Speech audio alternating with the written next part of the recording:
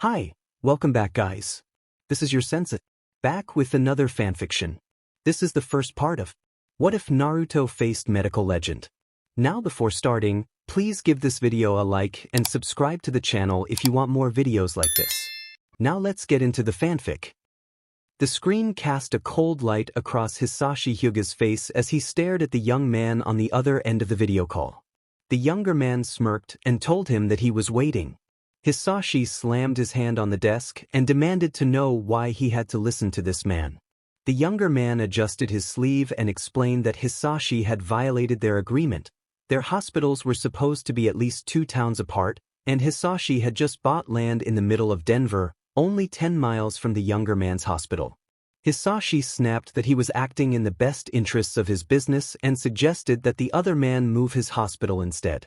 The younger man raised a finger and said that the Denver hospital was the first his great-great-grandfather had built and the root of all his hospital network. He would report the matter to his attorneys. Niji, standing nearby and now a proud young man, gripped his uncle's sleeve and urged him not to let the situation escalate and to try to negotiate.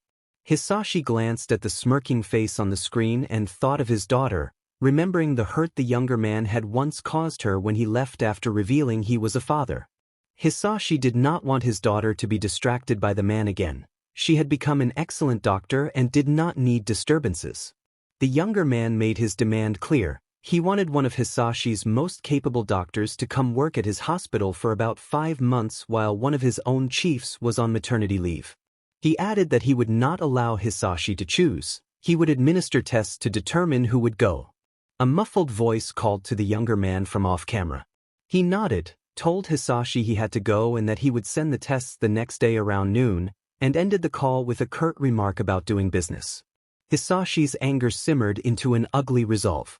He felt furious enough to want to retaliate, though he knew any harsh action would only further drive a wedge between him and his daughter. Niji asked what to do next, and Hisashi took a breath to calm himself before instructing Niji to call every hospital and warn them that tests were coming. He wanted the best contenders to apply so they could counter the other hospitals' pressure. Hinata moved through the emergency room with quiet focus. Beneath her mask she asked the nurse for the scalpel, and the nurse handed it over without hesitation. The patient before her had advanced thyroid cancer. As the emergency physician on duty, Hinata had to stabilize him until a specialist could take over. When a colleague suggested waiting, Hinata shook her head and explained that saving his life was the first priority and ordered the team to assist immediately. She finished the procedure, pulled off her gloves, and told the staff to clean up and meet her in the lobby. The nurses and doctors bowed in respect and praised her work. Hinata returned their bows and reminded them that the lives of others were most important, then instructed that the patient be transported to the specialist. As she left the procedure room, applause met her. The patient's presumed mother hurried forward, tears streaming, and expressed heartfelt thanks. Hinata smiled, bowed politely, and told the woman she had only been doing her job. Heads of other hospitals' representatives from across Korea and beyond watched Hinata with interest as she moved through the area. One man, a brunette with a square jaw and hooded brown eyes, followed her every movement in a way that felt oddly familiar. Hinata found herself hoping she would not be approached by anyone looking to recruit her back to Japan. She did not want to return. She had cut off contact with many of her old high school friends, including Sasuke.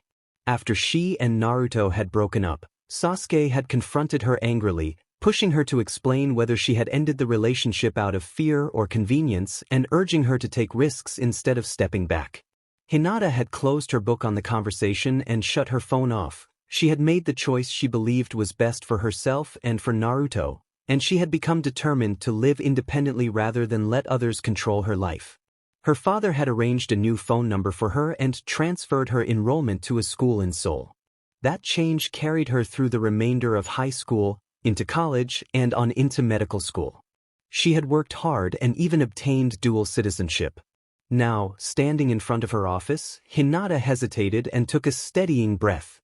She knew what she had to do next, even if she was still unsure about it. I've had little to no drama during my time in Seoul, and I appreciated it a lot. I had even been able to meet some of the biggest stars that my friend Ino would have been envious of.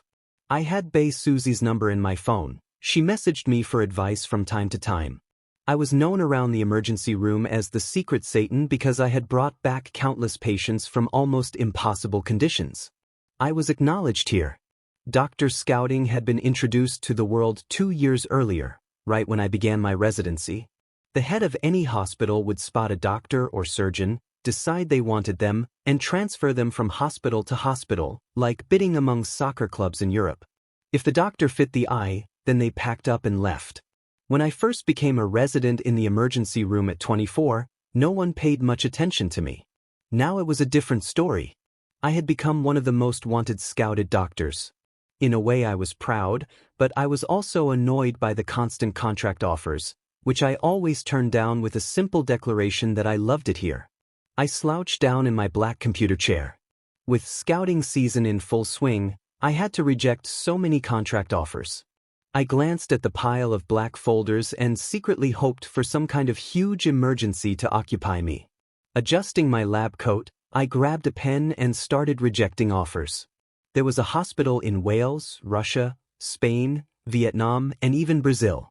He wrote that he preferred Korea and that fresh kimchi couldn't be found in Brazil.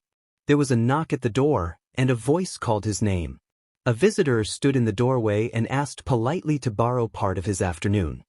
He looked up from his signing and recognized the brunette he had seen earlier. The man wore a gray suit and seemed more at ease than before. A distinctive scar traced near the man's hairline, and it caught his attention. He dropped his pen, his eyes widened, and his heart felt as if it had fallen into a black hole. He murmured the name Van. Van scratched the back of his head and sheepishly confirmed that he was remembered.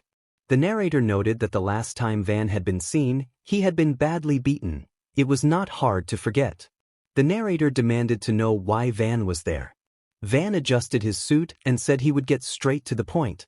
The situation felt awkward. The narrator told him to leave, but Van pleaded that he would stop talking. Sighing, the narrator gestured to one of the 2 visitor chairs in front of the desk for him to sit, to speed things along. Van sat without hesitation and placed a dark orange folder similar to the others on the desk. The narrator could not make out the hospital crest on the folder. The narrator asked whether Van was a scouter. Van nodded proudly and explained that the job offered easy travel around the world. He had been to Australia and Austria just days ago before pulling up the narrator's profile. The narrator continued signing an offer from England and imagined how excited they must have been to see the narrator's face on the document. Van said that the excitement had been more about finally putting a name to that face. Neither his sister nor Naruto had told him when he asked. The narrator's pen immediately stopped at the mention of Naruto. Van caught the reaction and apologized for bringing the name up. The narrator sighed and told Van to forget it, then demanded to know why he was there and for which hospital he was scouting. Van said the narrator was one of the best emergency doctors and hesitated before admitting he was from Uzumaki hospitals. The narrator reacted immediately and rejected the contract terms outright. Van protested that the narrator had not even seen the contract or considered it, but the narrator stood firm and refused. Anger crept in. The narrator could not understand why anyone would approach them for that emergency room. The narrator insisted that Naruto be told they were not interested and that it was final. Van revealed that Naruto did not actually know, and when pressed about who had sent him, he admitted that Naruto had, but the head of Hyuga Hospitals, the narrator's father, had sent the information straight to him. The narrator snapped to keep the matter secret. Nobody at the hospital knew that the narrator's father owned this hospital and many others, and the narrator intended to keep it that way. Van taunted that the narrator should be proud of having worked in their father's hospitals. The narrator felt the urge to lash out at him, resisting it, and clarified that they would still reject the contract offer. Van leaned forward and asked for an explanation. The narrator explained that they liked it here.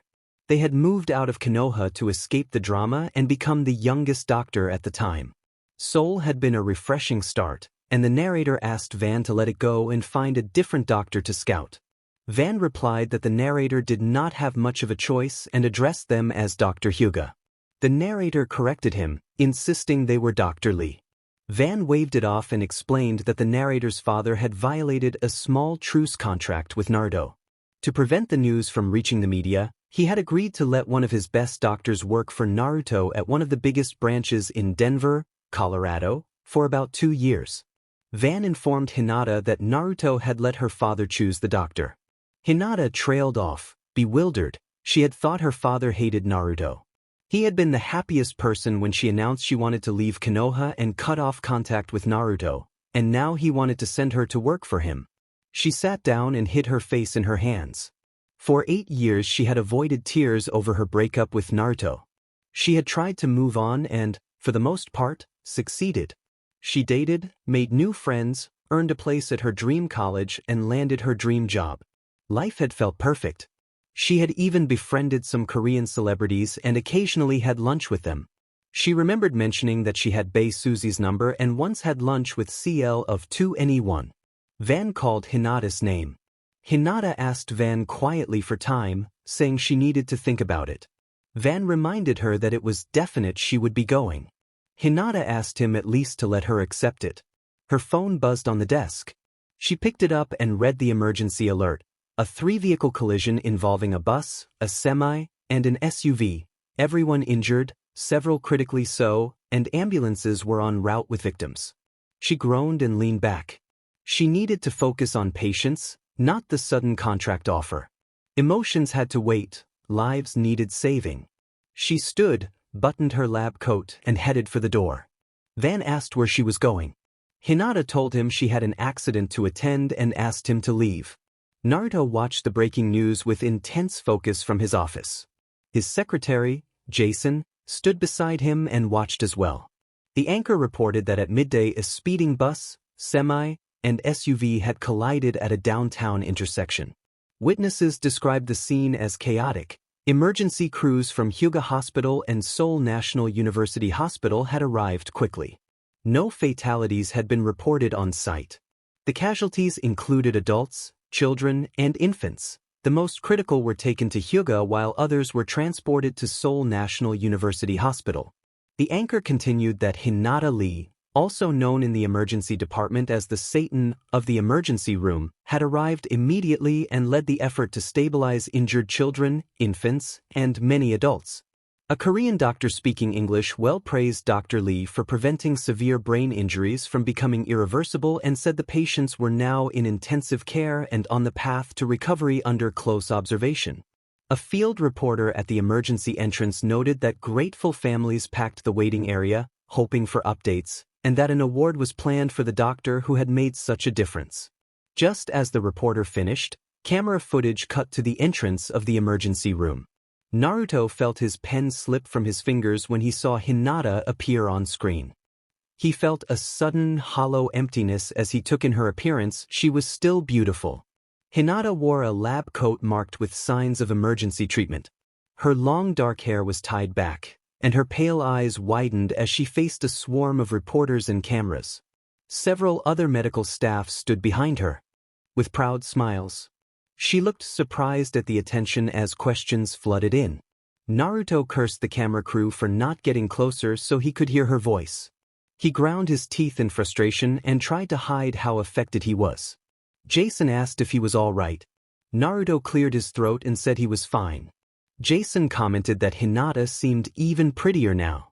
Naruto tried to remain detached and pretended to focus on paperwork. Jason wondered if her personality had changed. Naruto muttered that he did not know. Jason announced that he would take a vacation and left, leaving Naruto mildly exasperated. Naruto tried to return to his work, but then he noticed a small movement at the office door. A little blonde head peered in, interrupting the moment.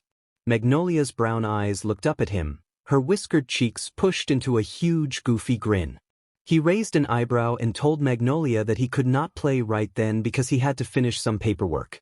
She opened the door and let herself in. His almost 9-year-old daughter ran toward him and into his lap. He barely managed to catch her and keep his balance. She was a handful. Magnolia whined that she had just gotten home from school and that her math teacher had given her an assignment that was too hard, and she asked him to help.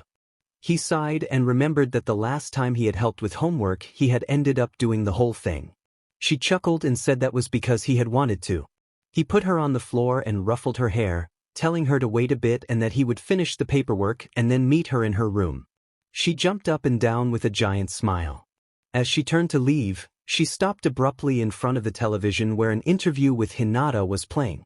Magnolia snapped that he had not told her Hinata Lee was on TV, declaring Hinata her idol and calling him a traitor. He began to protest, but she repeated the accusation and stormed out of his office, slamming the door behind her. He blinked twice and thought that was why he wanted a son in the future. Daughters were becoming harder to handle, and he dreaded how things might be in her teenage years. He turned back to the TV. Hinata bowed to the reporters and tried to make her way through them. Security had to come out to clear a path, and her interns followed close behind toward the cars. The reporters were insistent, but the security guards held them back as Hinata gave instructions to her team. She walked toward a white BMW 4 Series Grand Coupe, started the engine, and drove off. The CNN reporter returned to the studio for the rest of the report, and he switched off the television. He had not seen Hinata in person for 8 years, only on TV. He had promised to win her back no matter what had happened, and yet here he was, a father and the president of a hospital system who could not keep a promise to someone he loved. For the first few months after they separated, he had tried everything to leave his post and reach her, but nothing had worked. He had been too afraid to take the necessary steps.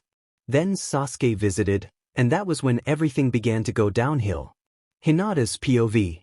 Reporters were the scariest human species in the world. Their energy and determination were going to kill someone someday. She had been really, really lucky to have escaped. She needed advice, and her new friends in Seoul could not help. She had lied when she said she cut off all ties with her old friends in Konoha. Truthfully, she had kept in contact with one person who had helped her through thick and thin.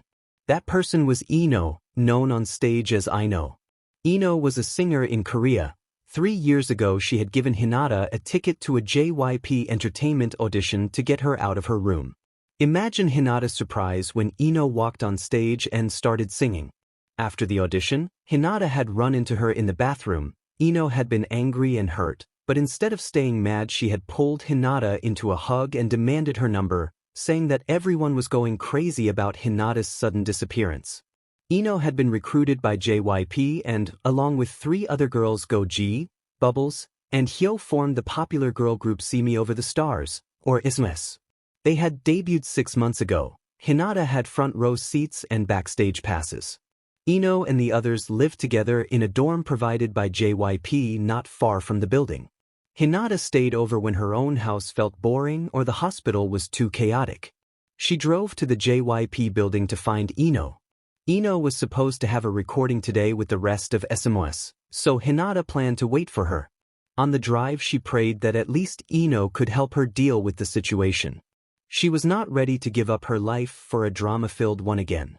She was especially not ready to fall in love with Naruto accidentally. It had happened once before and she did not want it to happen again. The security guard nodded a greeting as she made her way up the stairs. She never got used to celebrities roaming the halls. There were the infamous 2 p.m., Miss A, Wonder Girls, and now Asus. On the first floor Taeseon and Wooyoung of 2 p.m. waved and Hinata bowed politely, thinking they were almost too hot to exist. On the 3rd floor, where the recording studio and dance rooms were located, she glimpsed Miss A practicing through a cracked door and was glad no one noticed her. She knocked softly on the recording studio door before entering. The girls of SMS were resting on the furniture outside the recording booth. Ino, spinning on a computer chair near the controls, stopped when she saw Hinata. Ino leaped up and hugged Hinata, exclaiming that it had been too long. Hinata returned the hug and teased that Ino had simply been too busy with the album.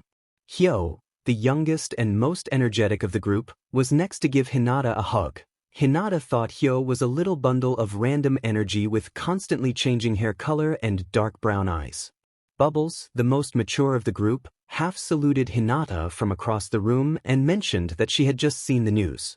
Ji stood with a huge smile and called Hinata's return amazing despite all the craziness. Hinata smiled nervously and said she was just doing her job. Ino draped an arm across her shoulder and called Hinata a legend, then asked why she had come. Hinata admitted quietly that she had come looking for Ino specifically. Hyo grabbed Hinata's hand and pouted playfully that it was mean of Hinata to visit only for Ino, demanding to know what made Ino so special. Bubbles groaned and reminded Hyo that she was supposed to be 21. Hinata giggled. Hinata had watched Ino's family struggles when Ino decided not to become a doctor like Hinata and Sakura.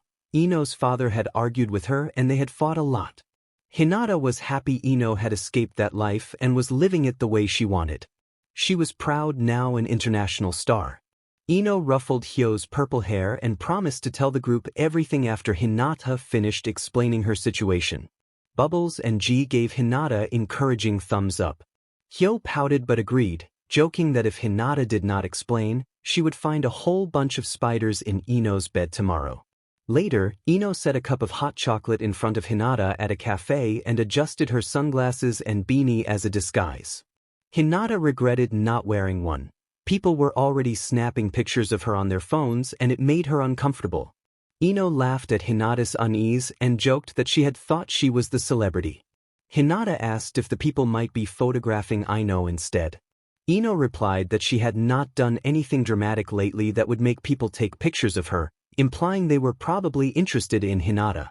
Hinata watched the cafe patrons on their smartphones. Ino was not yet recognized, but once she was, Hinata thought their attention would shift. Ino asked what was bothering Hinata.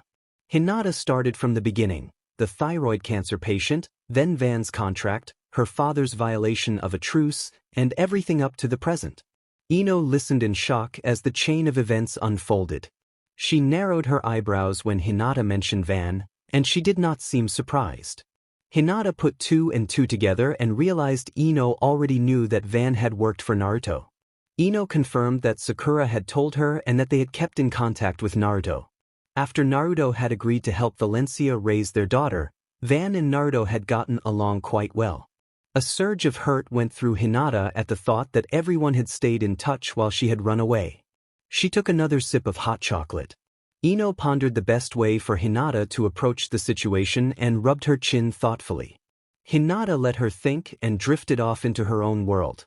Maybe, just maybe, when she got to whichever hospital location they needed, Hinata thought she could avoid Naruto altogether. She could work quietly in the emergency room and try not to get involved beyond what was necessary, but she knew that if she encountered patients in conditions like those from today, she would still do everything she could to save them. There was nothing she could do for now. At least she could hope Naruto did not know who she really was. She had changed her last name legally so people would not connect her to her father, who owned the hospital where she worked.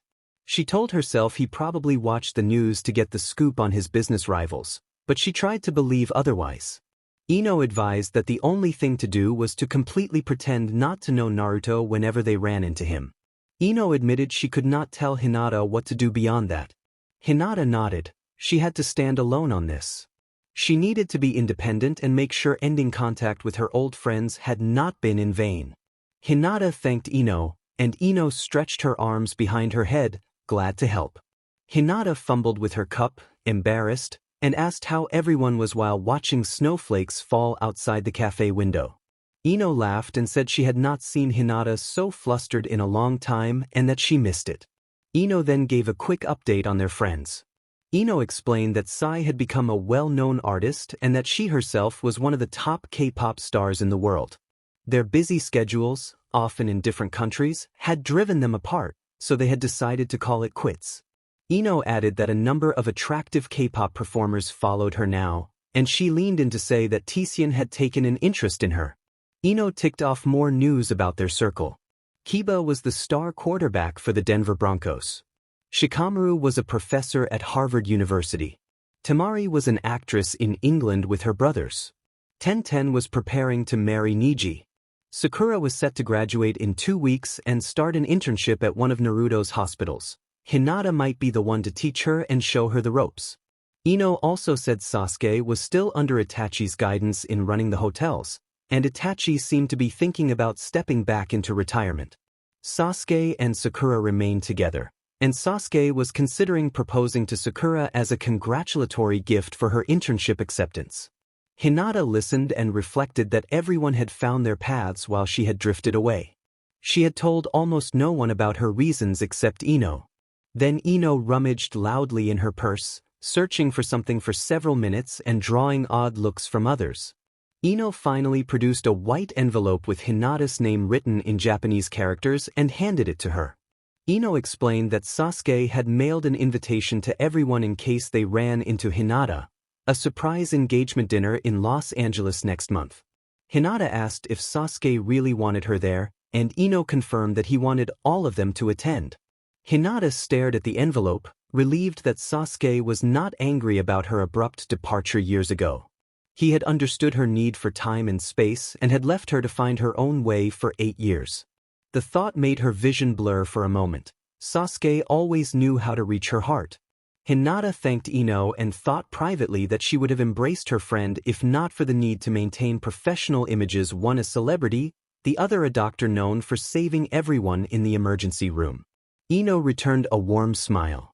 Hinata's phone vibrated, and she read a message that had been written in Korean telling her that security had found someone sleeping in her office and asking whether they should remove him. She shot out of her chair, texted security not to touch Van and that she was on her way, and then hurriedly grabbed her purse and left the cafe.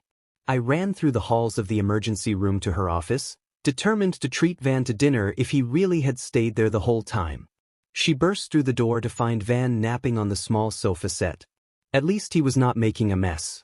She switched on a lamp to guide her steps and, groaning, walked over to the couch to wake him. She raised a hand to slap his cheek, but a soft snore made her hesitate. Studying Van's peaceful face, she thought he looked harmless in sleep, not like someone who would do anything reckless.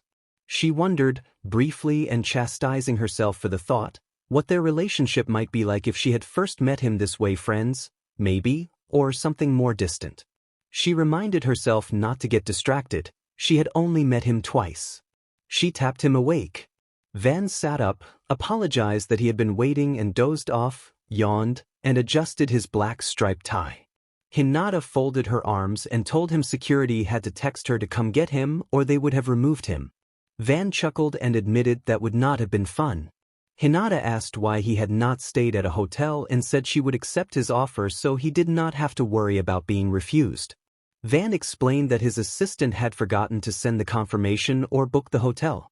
When she teased him about booking a motel, he confessed to being cheap and asked, awkwardly, if she would let him stay to avoid catching cold since she was a doctor who saved lives. Hinata stiffened and refused firmly, then cut him off when he tried to continue. She told him she would help him book a hotel but would not reveal where she slept. Van pouted and pleaded, teasing that she could not refuse him, calling himself a puppy in a playful way. Hinata laughed and corrected him, calling him more of a puppy than a dog. He countered that puppies were cute, and she groaned at his persistence. Van claimed the airport had transported his luggage to her apartment and, when she asked how he had her address, he said it came with the packet and that they were happy to deliver it. Hinata narrowed her eyes and contemplated the trouble she could cause, but Van leaned forward and complimented her eyes, calling them unique and pretty. She nearly blushed at the remark and wondered if he had been blackmailing her. Van deepened his smirk and hinted at waiting, saying he was owed dinner because he had waited.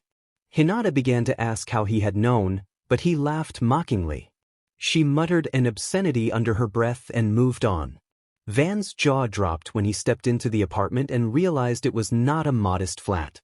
Hinata tossed her black purse onto the very white sofa and announced, matter-of-factly, that her father was wealthy and she was a surgeon. The apartment was modern and on the top floor, offering an amazing view of Seoul at night, a rooftop pool, a spiraling staircase that led to the bed in the center, a raised kitchen area, and a giant curved widescreen TV on the pearl-white wall opposite the door. Van immediately flopped down on the sofa, which she privately labeled his bed. Van scanned every corner in admiration, commenting that he was impressed. Hinata objected to being called a puppy. Van teased that she had called puppies cute and that she looked cute when annoyed. Her cheeks reddened at the unexpected compliment. Naruto had never offered such casual praise.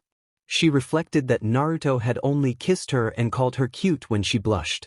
Van asked about dinner, and Hinata said she would change and then make dinner.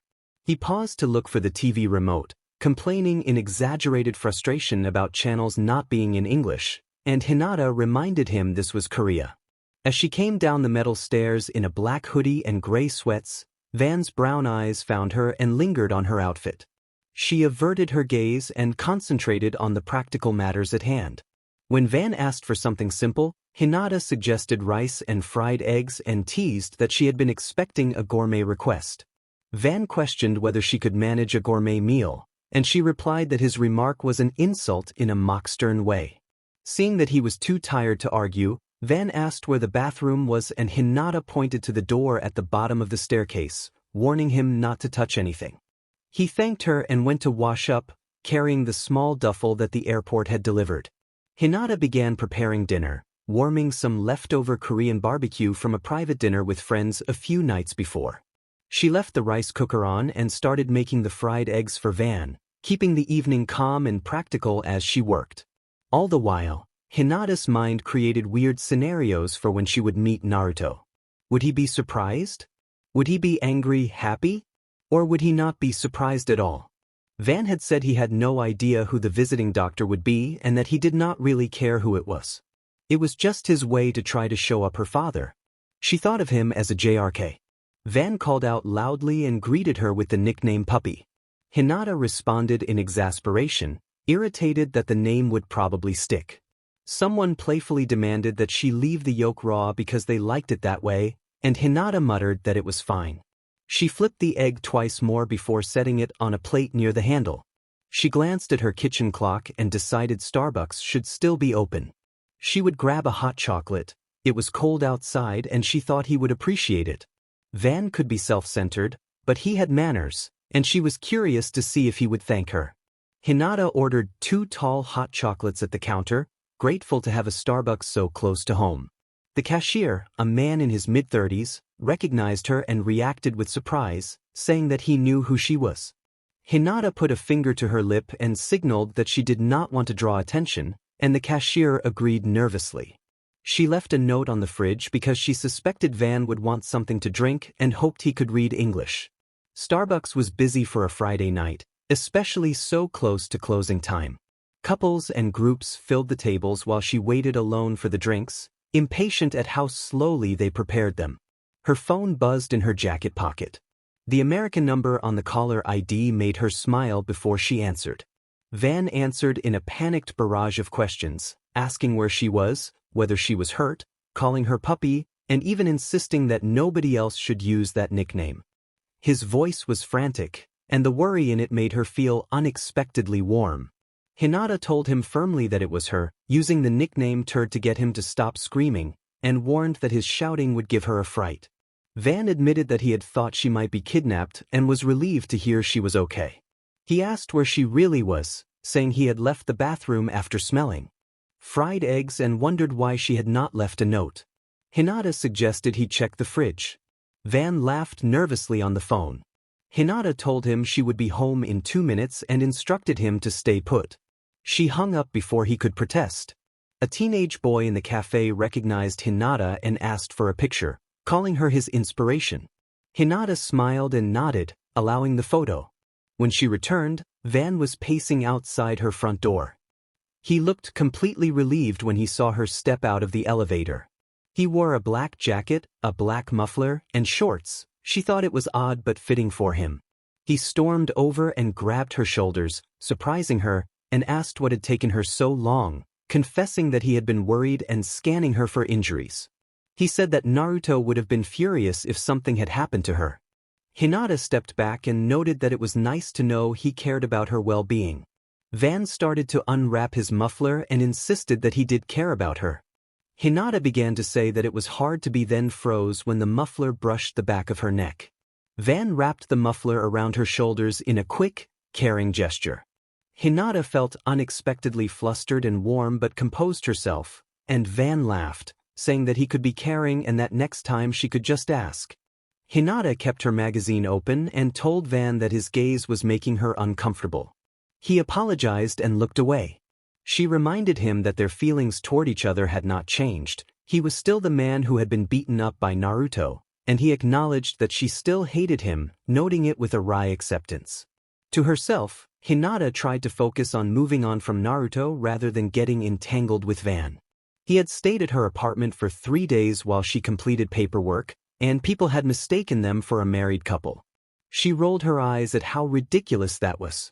They were only 5 minutes from Los Angeles. The last time she had been there, she had shaken hands with Taylor Swift for a news story. Now she was returning because her father had broken a truce contract with her ex's company. She reflected that life had a way of throwing inconvenient complications at her. The plane jolted and Hinata realized they had landed at LX. The captain announced that they had landed in Los Angeles, welcomed everyone to California, thanked them for flying Korean Air, and hoped they had enjoyed the flight. The ding that signaled seatbelts could be unfastened seemed to set everyone in motion. People scrambled out of their seats, reaching for their bags to avoid the incoming rush from the economy section. Van, who had played football through high school and part of college, leapt up and grabbed both carry-ons in her hand, dragging her out of the plane as they weaved through the angry, shouting crowd. As they entered the tunnel connecting the plane to the terminal, Van tightened his grip and reminded her to stay close, warning that there were all sorts of people and she did not want to run into trouble. She sighed and pointed out, half joking, that she had a second-degree black belt and could handle herself. He looked over with a frightened expression that softened immediately, so he said he should keep her close. A faint blush rose to her cheeks and she looked away from his deep brown eyes before he could notice. Van looked away without hesitation. With their carry-ons balanced, they pushed into the airport. Someone shouted that she had arrived, and the terminal erupted in flashes and shouting. She felt like she had died from the intensity of the attention as cameras flashed and people surged forward with questions. 2 large security guards used their bodies to hold the press back, and it was clear they had not expected this level of chaos. It was the first she had known she was so well known. Her hood offered some cover and Van pulled her away. He had covered her face to shield her from the crowd, and it felt like a battlefield. She asked how the press had managed to get past security. Van explained that many journalists would buy expensive plane tickets and camp by the gates, which, while crazy, was not illegal. They passed through more clusters of fans on the way to the parking lot. Van requested additional guards to escort them to his dark red Cobra Mustang. He helped her into the passenger seat, tossed the luggage into the back, then slid behind the wheel and locked the doors. He joked that he would never travel with her again, though the tone was amused rather than angry. She shrugged and said it was not her fault she liked saving people. Van marveled that even many celebrities did not get that kind of reception. He teased that she must be a mythical figure to everyone else. She grinned and replied that she was one of a kind. Van started the engine and admitted he did not understand why their president had broken up with her if she was so amazing. The flattery evaporated and the mood cooled. She looked out at the crowd and said she had ended things with him because of Van's sister. Van suggested that she had been afraid of holding him back. She clenched her jaw and told Van to let it go. Naruto had his life and she had hers. She said their breakup had been partly her fault and partly the result of Van's sister's interference. Van appeared shocked and hurt and bit his lip, unwilling to argue. Guilt washed over her. She realized it was not Van's fault. Van had been helping her move on and had become a steady presence, and she had taken out her anger on him because he reminded her, in the kindest way, of what she had lost. She regretted hurting him. She looked down and asked where the nearest ice cream place was. Van said there was one about 5 minutes away. She fastened her seatbelt and said she would buy ice cream as an apology, though he should not expect another. His hurt eased quickly into relief, and a goofy smile returned to his face. He said he liked a lot of ice cream and would gladly accept. She rolled her eyes but smiled, teasing that she was more famous than Beyoncé in that moment and expected first-class protection. Van, a little more serious, vowed not to let anything that could hurt her touch her, saying she was too important to him to ever disappear. The next morning the doorbell rang, a nuisance worsened by jet lag. Van had shown her around Los Angeles the previous night to help her get familiar with the streets after their ice cream stop. They had not arrived at her new home until nearly midnight, and because the airport was delayed on luggage delivery, they had waited until 2 in the morning for the bags to arrive. We played random board games he had managed to pick up at the local Walmart not far from my apartment. The apartment Niji had picked out for me was on the outskirts of town where I could see the Hollywood sign from my bedroom balcony. It wasn't really an apartment, since only one other person lived there and she was usually at her boyfriend's place, so I didn't have to worry. When I arrived, she wasn't home. My new place was almost a mirror of my apartment in Korea, which meant I didn't have to learn too many new things, aside from getting used to everything being in English. The doorbell rang again and I groaned. I hadn't finished unpacking even with Van's help until around 4 in the morning, and it was only 7:30 now. Assuming it was someone important, I grabbed a hoodie and tugged down my shorts before hurrying down the spiral staircase, careful not to trip. I swung the door open before the bell could ring again. A man smaller than Van stood on the stoop in a black suit, looking as if he had seen a ghost. He didn't speak, his mouth hung open and he was pointing at the bridge of my nose. Hinata apologized that she hadn't meant to scare him. The man stammered that he recognized Hinata, and she confirmed that she was Hinata and asked why he was so surprised. He fumbled through introductions, mentioning Van, and then blurted that she was the one who had passed the test and would be working with them for the next 5 months. Hinata nodded and said she hadn't had a choice. The man ran his fingers through his soft blonde hair and paced a small circle, trying to steady himself. He seemed eerily familiar, but she didn't have time to place him. He muttered that of all the doctors the Hyugas could hire, they had sent her. Hinata told him she was from Uzumaki Hospitals and offered to be ready in half an hour to meet their president. As she started to close the door, the man's hand caught it and he urged her not to meet the president yet because he was going through a crisis and seeing her would throw him off. Hinata narrowed her eyes and asked who he was and how he knew her presence would have that effect. The man asked if she didn't remember him. When she said no, he identified himself as Jason. Recognition clicked. Jason was Naruto's secretary, the same youthful man she had met at the funeral. If Van hadn't had that scar, she might not have recognized him either. Hinata greeted Jason and noted he looked well. Jason sighed with relief and told her she couldn't see Naruto right now. Hinata asked why, explaining she would only say she would be working in the emergency room and that Naruto could continue his life as if she had never existed. Jason warned that she still had so much influence over Naruto that it was no small matter. Hinata laughed and dismissed her influence as small, like a squirrel on the street. Jason said she didn't understand, and with an emotionless look in his blue eyes, explained that Naruto's daughter had recently called Hinata her role model at dinner, which had upset Naruto. Jason added that Naruto was trying to atone for his past mistakes by keeping his distance, and he needed to stay where he was to make things right. Hinata bit her lip. Jason began to speak again, but Van called out from the steps and interrupted, saying Hinata didn't want to hear more and to let it go. The interruption felt like a rescue. Van arrived at the door in a well-fitting suit and asked if Hinata was all right, then urged her to hurry because she was parked in her neighbor's spot and the neighbor would be upset. Jason flinched and said he would move the car, then asked if Van had really called the neighbor puppy. Van explained that the neighbor had once said puppies were cute, so he had nicknamed her Puppy. Jason looked from Van to a blushing Hinata, and Hinata ducked inside to avoid being seen. Jason told her a group of interns had already arrived about half an hour earlier and she should get ready for her first day. Later, in the car, Hinata held a juice box and asked Van for another word for donkey. Van drummed his fingers on the steering wheel and asked how many letters. When she said 7, he guessed jackass and steered to follow Jason's black BMW. Hinata called Van and filled in the crossword blanks anyway. She wore the new doctor coat Van had given her that morning, the Uzumaki crest stitched on the chest and her name spelled out in English letters. As she dressed, Jason's warning replayed in her mind.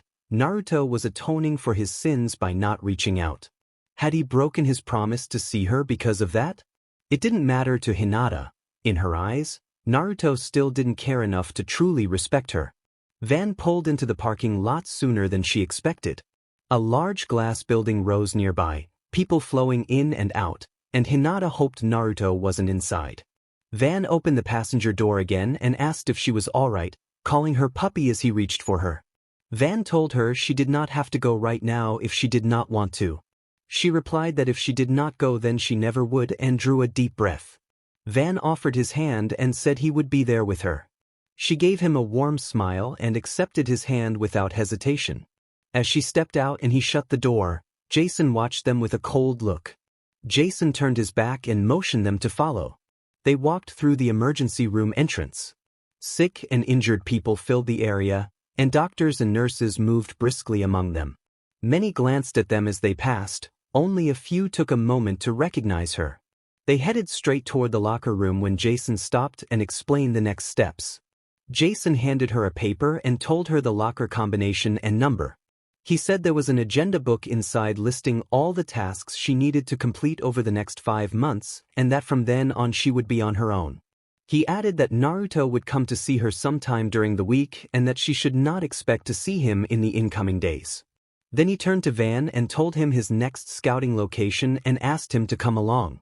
Van nodded in understanding and said he would try to hurry and come back. He promised she would not be without her ice cream buddy for too long. She nodded in response. Van squeezed her hand before running after Jason. She watched their backs until they turned the corner, then entered the women's staff locker room. To her relief, it was empty. Checked the paper Jason had given her, found her locker, and entered the combination, hoping the interns she would be showing around would not report her to their director. Composing herself, she left the locker room and headed back the way they had come. This time a doctor was keeping a line of interns straight while walking back and forth. When she approached, he stopped in front of an intern. The other 3 interns, 2 guys and 1 girl, looked at her with interest. All appeared older than she was and well put together. One of the interns announced the doctor's arrival. The doctor introduced himself as Dr. Hudson, a resident at the emergency room, and extended his hand in greeting. She returned the handshake with a bow out of habit, and although he looked slightly confused, he accepted the gesture. Dr. Hudson explained that he had been making sure the interns were lined up and handed her a clipboard with names and profiles. She took it and, clearing her throat, told the interns she would start calling their names and asked them to respond firmly to show commitment. She said she did not want slackers on the team and that she expected their absolute best over the next 5 months. The interns straightened and affirmed their readiness eagerly. Dr. Hudson watched her with respect. She scanned the interns, one with a square jaw, silver eyes, and a buzz cut, another slightly shorter but similarly built with dark eyes and a brotherly face, and the girl who seemed a little less confident, perhaps dreading a strict first rotation in the emergency room. The girl had dirty blonde hair tied in a low ponytail and subtle makeup. She focused on remaining professional as she read the clipboard. The first profile was the girl's. Mimi Woods, born March. Mimi responded strongly that she was present. She met Mimi's eyes for a moment before moving to the next name, Liam Crosser, born February. Liam stood a little taller and confirmed his presence. She nodded and flipped the page to Fletcher Clayton, born February 3rd. He also confirmed. Dr. Hudson moved away, and she flipped to the final profile. She and the last intern gasped at the same time. She looked up to confirm with her own eyes and saw the intern standing there, proud and tall at first, then visibly shaken as she recognized her. Her throat ran dry, her blood felt frozen, and her knees nearly gave out when she realized who the intern was. The familiar pink hair and emerald green eyes hit her like a shock. She could barely manage to say the name Sakura. Sakura and I stood facing each other, staring and daring the other to look away. Out of all my old friends, Sakura had been the most affected by my sudden disappearance. I had heard from Ino that Sakura had been furious, then sad, then furious again because she thought I had treated them like objects to pass the time with and left whenever I wanted. Tears had come to my eyes when I heard. Ino said she trusted my reasons for cutting off contact and promised she would talk to Sakura. Sakura had not taken it well and accused Ino of siding with someone who had used her.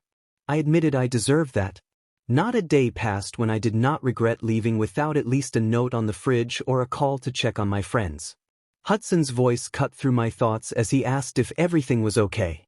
I shook my head once and told him I was fine, then called out Sakura Haruno, born March 28th, asking if she was present. Sakura's green eyes trembled with shock and she replied that she was there. The other interns watched with anticipation. I forced myself to stay composed, taking deep breaths to steady my nerves. Closing the clipboard, I asked Sakura a question about a hypothetical. If a patient with arthritis asked for a painkiller because they were awaiting treatment and could not endure the pain, would she administer it the way she had just answered me? Sakura faltered. I interrupted and warned that if she shuddered like that, the patient might as well endure the pain. I explained that I needed confident doctors, not those who could not form a sentence without shaking. I raised my voice to make the point that this was not a game. At any moment, a heartbeat could mean someone collapsing from illness, and the doctor must do whatever it takes to keep that person alive. Hesitation could cost a life, and the consequences would be terrible. Turning to the interns, I reiterated that I needed absolute confidence and zero regrets in their decisions in the ER. I demanded full commitment and no hesitation in performing any job in the room, in the hospital, or at home. Then I fixed my glare on Sakura and called her name again, telling her not to make me repeat myself. She bit her lip and offered a quick bow, stating that she was present. I instructed everyone to help a nurse clean 2 dustpans before I began the first official lesson and warned that at the next emergency I expected all 4 of them to be in the ER without delay. The group affirmed and dispersed when I dismissed them, leaving only Sakura. I asked Hudson to keep an eye on the others and he agreed.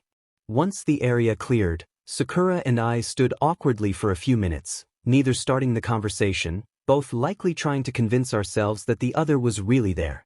I asked quietly in Japanese how she had been, not wanting anyone passing by to understand. Sakura hissed that I did not really care and said she had been fine until she realized I was the doctor taking care of them. I apologized for causing a scene and explained that, as the one in charge, I had to make sure she understood the seriousness of the work. This was not a game. Sakura snapped that she knew it was not a game, that she was the same age as me and had common sense, and she did not need me telling her what to do. I told her that I had seen interns who thought they were superior, but lives were literally in their hands. If someone were not careful and a patient died, that guilt would stay with them forever and haunt every future attempt to save someone.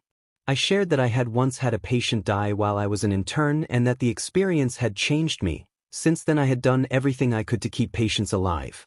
Sakura did not argue. She stood there, considering my words, and admitted that she understood. I acknowledged that, and Sakura warned that things between us would not return to normal quickly after I had left without a goodbye. She would not forgive me that easily. I noted that she had already slipped back into calling me Hina, which made me smile a little, and reminded her that apologies could sound empty if they were only words. I asked them to let me live my life without trying to run it for me and asked for understanding and acceptance of the choices I had made. Sakura shook her head slowly and apologized. He apologized for trying to be a good friend that she did not know how to value. She left him hanging with that. Jason brought me to my empty office a few hours later. I had spent the morning exploring the hospital and introducing myself to the staff. I even gave the janitor an autograph when he asked. It was 2 o'clock in the afternoon and tonight was supposed to be my first overnight shift here. With no emergencies at the moment, I took another hour to organize the office. Sakura was still angry with me and I expected that to last. I did not blame her. Once these months were over we would likely go our separate ways with little interaction. It was best, I thought, that she remained distant for now. I could handle it. My phone beeped on the desk. I set a cardboard box on the computer chair and checked the message. An ambulance warning about an abused, 7 months pregnant woman arriving in 5 minutes. She was in labor and needed an immediate DLVI on the spot. I stuffed the phone into my lab coat and rushed out. Dr. Hudson, whose office was across from mine, followed with a professor visiting from Yale to check in on me. We ran into a chaotic scene at the front desk, where the nurse was barking orders at Maremi and Liam to prepare an emergency or. 2 other nurses helped me into scrubs and ready for surgery. I instructed the blonde nurse to get the other interns ready, and she ran off to do so. Sakura entered the room with the injured woman. The woman's injuries were worse than I had expected. A long, severe bruise across her pregnant abdomen and discoloration around her eyes and cheeks, with bruises on her arms and legs.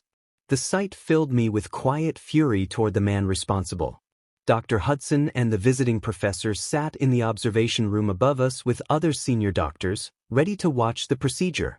Behind my mask I took a deep breath. 2 lives could be at stake. The mother was weak and about to deliver a premature child. She needed focused attention and careful management. My interns stood in a corner, watching for my next move. The ambulance doctor arrived and moved straight to where I was standing. The woman was semi-conscious, which could be an advantage or a disadvantage in this situation. I immediately asked about CRVCL dilation, and the ambulance doctor reported that full dilation had been achieved on the way into the hospital. Suddenly the woman began screaming, loudly and fearfully, insisting that no one touch her baby and calling out the name Jonathan. The ambulance doctor tried to calm her, explaining that she was at the hospital and that Jonathan was not there, urging her to stay calm for the sake of the baby. In distress, she struck the ambulance doctor in the face. He stumbled back in surprise. I switched into clinician mode and glanced at the heart monitor. The doctor moved to restrain her, but I held up a hand to stop him and pointed to Maremi and Sakura. I explained that the woman had been traumatized by her husband and potentially by men in general, and that I needed both of them to help hold her steady during the DLV. They nodded and followed my instructions without hesitation. The door slid open as a doctor about my age entered, hands clasped behind his back. He wore scrubs like everyone else, but his brown eyes were hard and unwelcoming. He told me that I should step aside and let the specialist handle the case. I sensed the tension rising. My male interns looked at me with confusion until Fletcher caught my meaning and quietly sent Liam out to fetch the specialist. I told the newcomer that the patient had come to me first and that I intended to do everything in my power to save her. The new doctor narrowed his eyes and replied that being visible to the media did not mean I ran the emergency room, insinuating that my recent publicity did not change hospital reality. He introduced himself as Dr. Kabuto Yakushi, a cardiovascular surgeon with a strong reputation and a knack for directing others. I had heard of Dr. Kabuto. His skill in surgery was well known. I was just about to respond when the nurse monitoring the heart monitor alerted us that the patient's blood pressure was dangerously low. I removed my mask and looked into the tear-streaked face of the mother. I told her that everything would be okay and that I would do my best to get her baby into her arms in the next few minutes, asking her to cooperate and follow instructions. Dr. Kabuto ordered me to step away and let the specialists handle the case. I nearly snapped back that there were no specialists present and that in the meantime he could be useful by tending to the mother's injuries. He countered that those wounds were not what was currently threatening her life.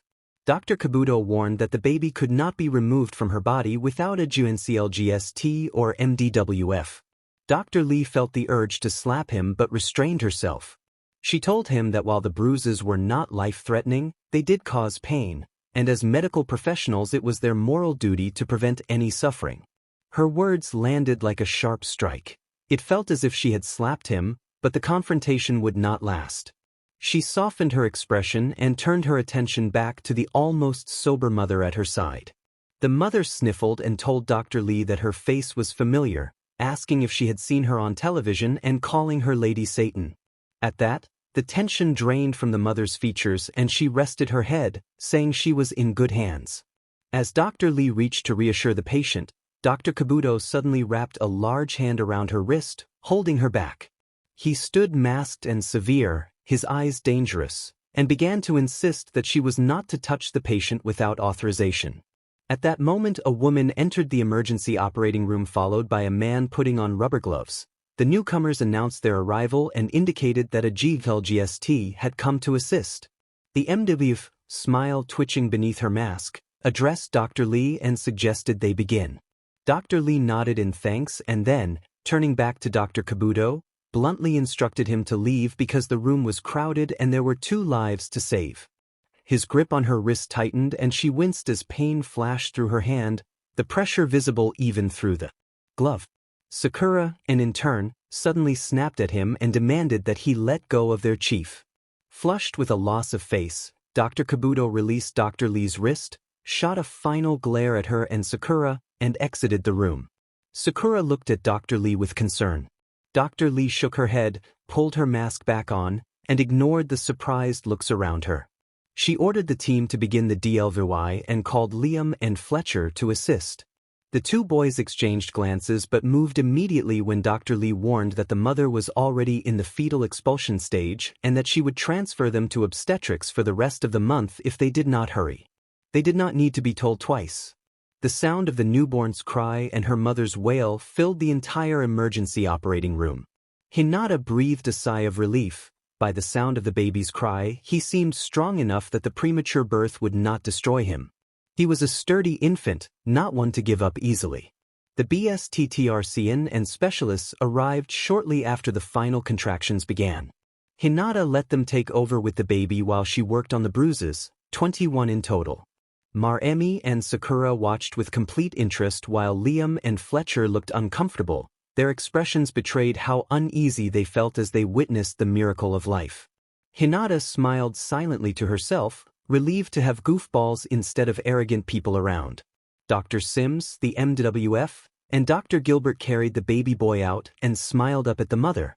A few nurses moved quickly to clamp the cord and take the baby to the nursery for separate care. Under normal circumstances, Hinata would have delivered the child herself, but with both Dr. Sims and Dr. Gilbert present, she focused on treating the mother's injuries. Childbirth was the one process she always hesitated over and only handled when absolutely necessary. Hinata instructed Sakura to follow the nurse and learn how to care for the baby. Sakura nodded softly and left the room. Dr. Sims turned to the intern and asked Liam to come over and point out a few things. Liam's face went pale at the request, but when Hinata cleared her throat, his fearful eyes met hers before he hurried over to the MWF. Hinata instructed Maremi and Fletcher to take care of the wounds and told Maremi that if the mother woke up, she should position herself so the mother would not see Fletcher near her. Maremi acknowledged the order. Hinata felt her job there was done. The procedure had not been her most impressive, but it had been calm, and the specialists had done their jobs well. The observing doctors left unimpressed, but Hinata's main worry was the woman's mental state when she awoke. She picked up the patient profile she had been given at the front desk and sat at her computer. The ambulance notes recorded on arrival told a grim story. The notes identified the mother as Taylor Hinton. The police had arrived in time to stop the husband from violently attacking her, apparently attempting to end the PRGNCY. The file noted that the husband was expected to be charged with attempted manslaughter and that his brother would temporarily step in as the child's guardian. The report also mentioned that there had been no one else in the house at the time of the incident. According to the report, the husband had been drunk and absent for most of the night. He suddenly returned, forced his way in, berated his tired wife, and launched an aggressive, reckless attack aimed at her abdomen in an effort to end the PRGNCY. The notes described him as usually calm and level-headed, but vulnerable to bad influences. This time he had gone too far. Hinata closed the folder and leaned back. It made no sense. Taylor's husband had been a loving man, raised in a caring family, educated, a lawyer, and always well-mannered. Why would he suddenly storm in and try to harm his own child? She wondered whether someone had fed him false information to drive him into that kind of rage. Then she realized she had the investigator's copy of the file and groaned quietly. That evening Hinata checked on Taylor. The nurses said she still needed rest, so Hinata slipped down to the nursery to see the baby boy. Dr. Sims was there tucking the baby in. Hinata watched the newborn twitch and sleep, chest rising and falling in the small, steady rhythm of a healthy infant. The MWF gently ushered Hinata outside with a few gestures. Once the door was closed, she exhaled and explained that the little boy had been a bit restless but was adorable nonetheless. Hinata smiled and thanked her for coming to help. The MWF introduced herself as Skylar and said she preferred to be called that so they could be friends. Hinata offered that she could be called Hinata. Skylar was a warm woman with honey blonde hair, green eyes, and a bright personality. She joked that they already had another doctor named Lee, then said she would keep an eye on the baby and his mother. Hinata admitted she did not have to worry. Skylar playfully punched Hinata's arm and told her Hinata never had to worry, claiming she and Hinata both put patients first.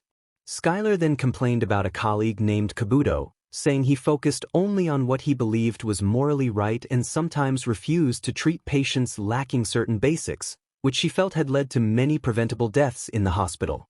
Hinata said she would steer clear of him. Skylar shrugged and suggested Hinata could pick fights with Kabuto whenever she saw him. Skylar enjoyed watching him argue, and she added that the hospital president tended to side against Kabuto. Hinata said she understood. Skylar quickly changed the subject, her green eyes bright, and mentioned there was a masquerade ball that night for hospital staff and asked if Hinata would attend. Hinata admitted she had not been invited and that, besides, it was her first night and she planned to be the overnight doctor. Skylar pouted that attendance was almost required for all doctors. Hinata laughed and joked that the hospital would be shut down if everyone went. I insisted I would stay behind and help the hospital while the rest of them partied. Skylar opened her mouth to argue, but a familiar male voice that always put me at ease interrupted and reminded me I had been invited, using the nickname Puppy. We both looked down the hall where a tall, well-built man approached, adjusting his tie.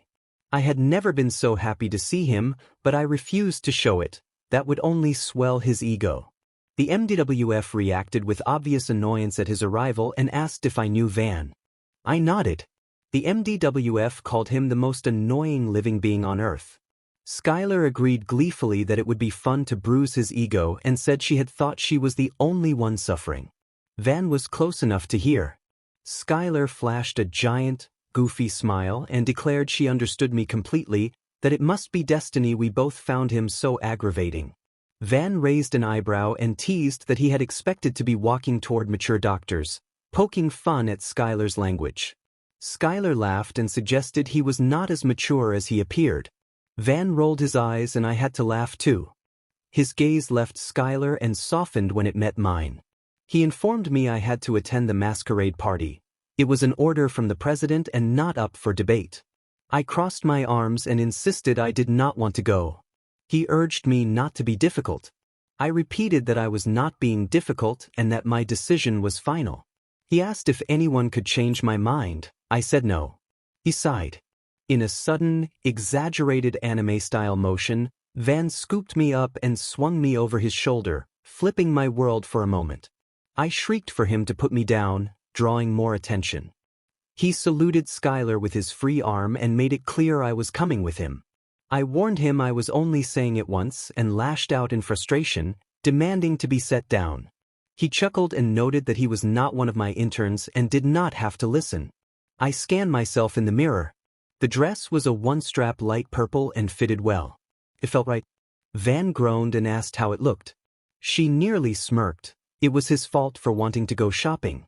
Shopping was usually her downfall, but if it was for a dress for a special occasion, she could take hours.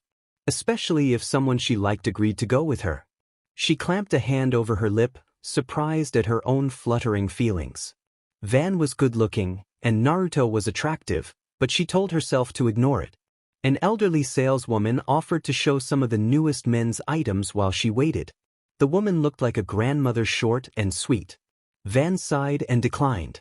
The saleswoman continued and offered to help if he and his wife needed anything. The thought of being called someone's wife made her roll her eyes. She was not married to him. She heard the heels click as the saleswoman walked away. Glancing at herself one more time in the mirror, she smiled at the dress. It was only $57, surprisingly affordable.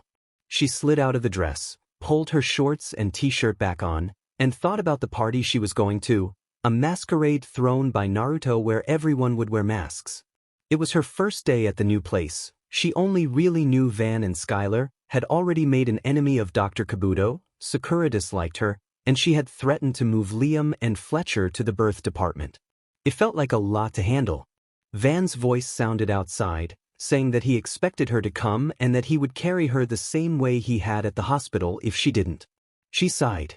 Van groaned and pleaded for a date, saying he needed someone to accompany him. At least she was making someone happy. She swung the door open with the dress in hand. Van was sprawled on the little leather couch and looked up at her.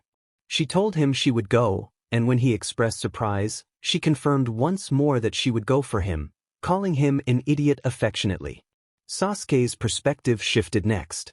Sasuke read Naruto's invitation, which announced a party that night at Naruto's mansion by Huntington Beach and encouraged attendance, even inviting Sasuke's brother and his family.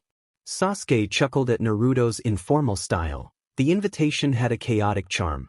He had nothing planned for the evening and decided to go. He watched his brother playing with his nephew Daisuke, who was cute and loud and partly named after him.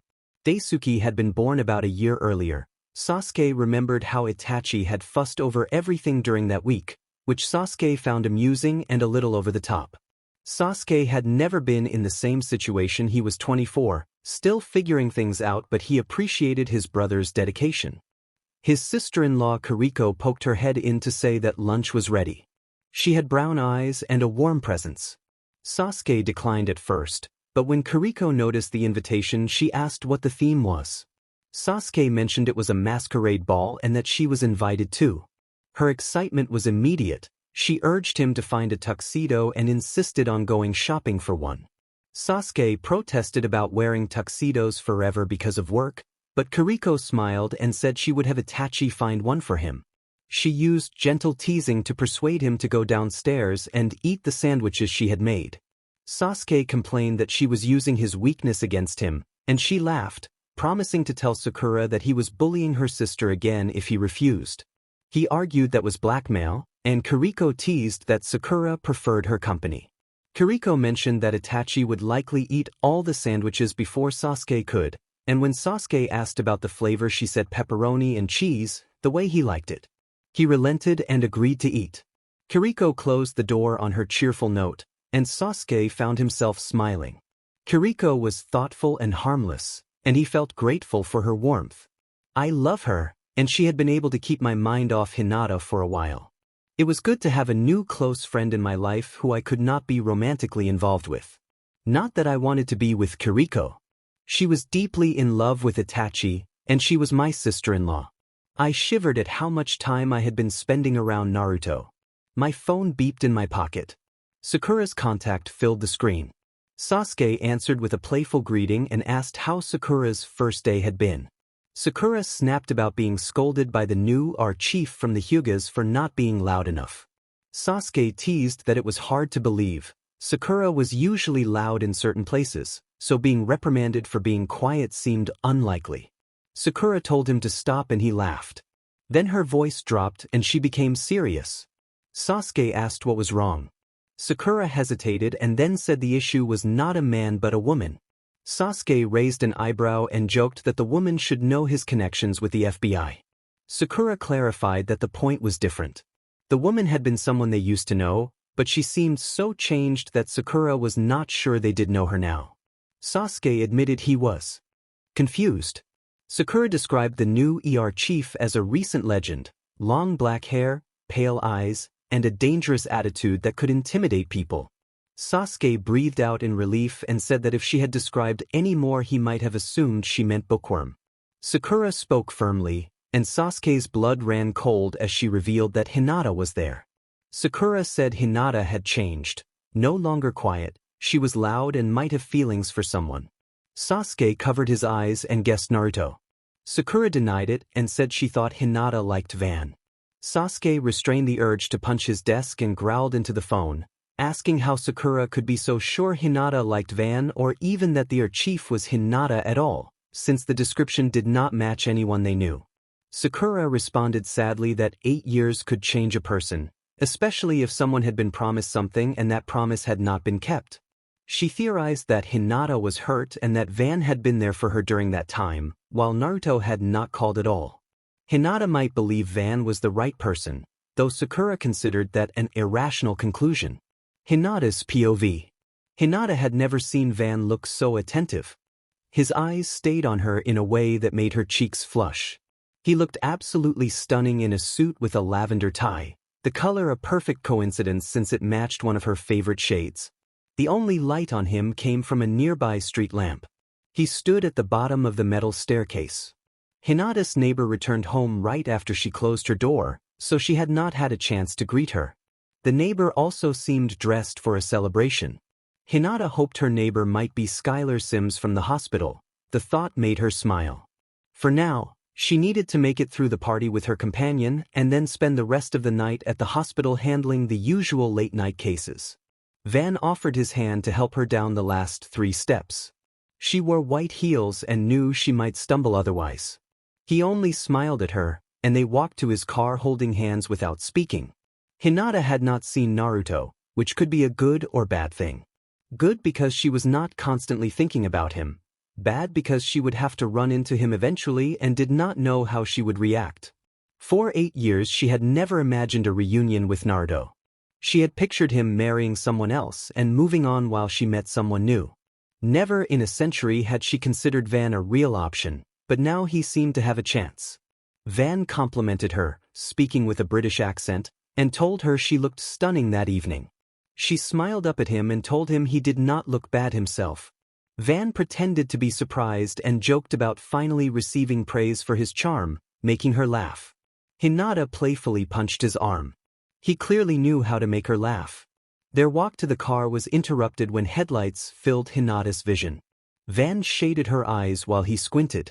A black limo pulled up behind Van's parked car on the sidewalk across the street, too close to his bumper.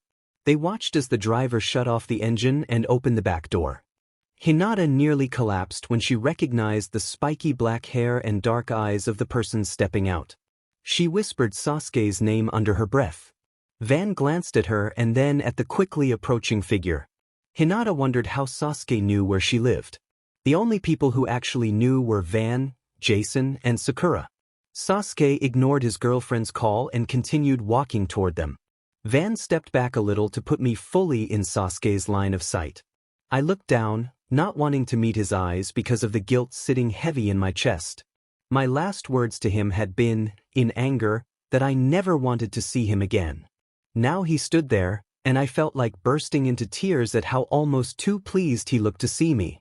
Van greeted Sasuke cheerfully and pulled me behind him, his strong arm shielding me. Sasuke acknowledged Van with a reserved nod, not especially enthusiastic about meeting my new friend. I nearly buried my face in Van's broad back, but I knew I would keep running into Sasuke since he was such a close friend of Naruto's. I let go of Van's hand. He looked surprised, and I offered him a warm, grateful smile that also said I needed to face this myself. Van's expression softened and he took a small step back, close enough that Sasuke could see me but still ready to step in if I needed protection. Sasuke's eyes widened with such surprise it looked like he might cry. To stop both of us from breaking down, I flung myself into his arms.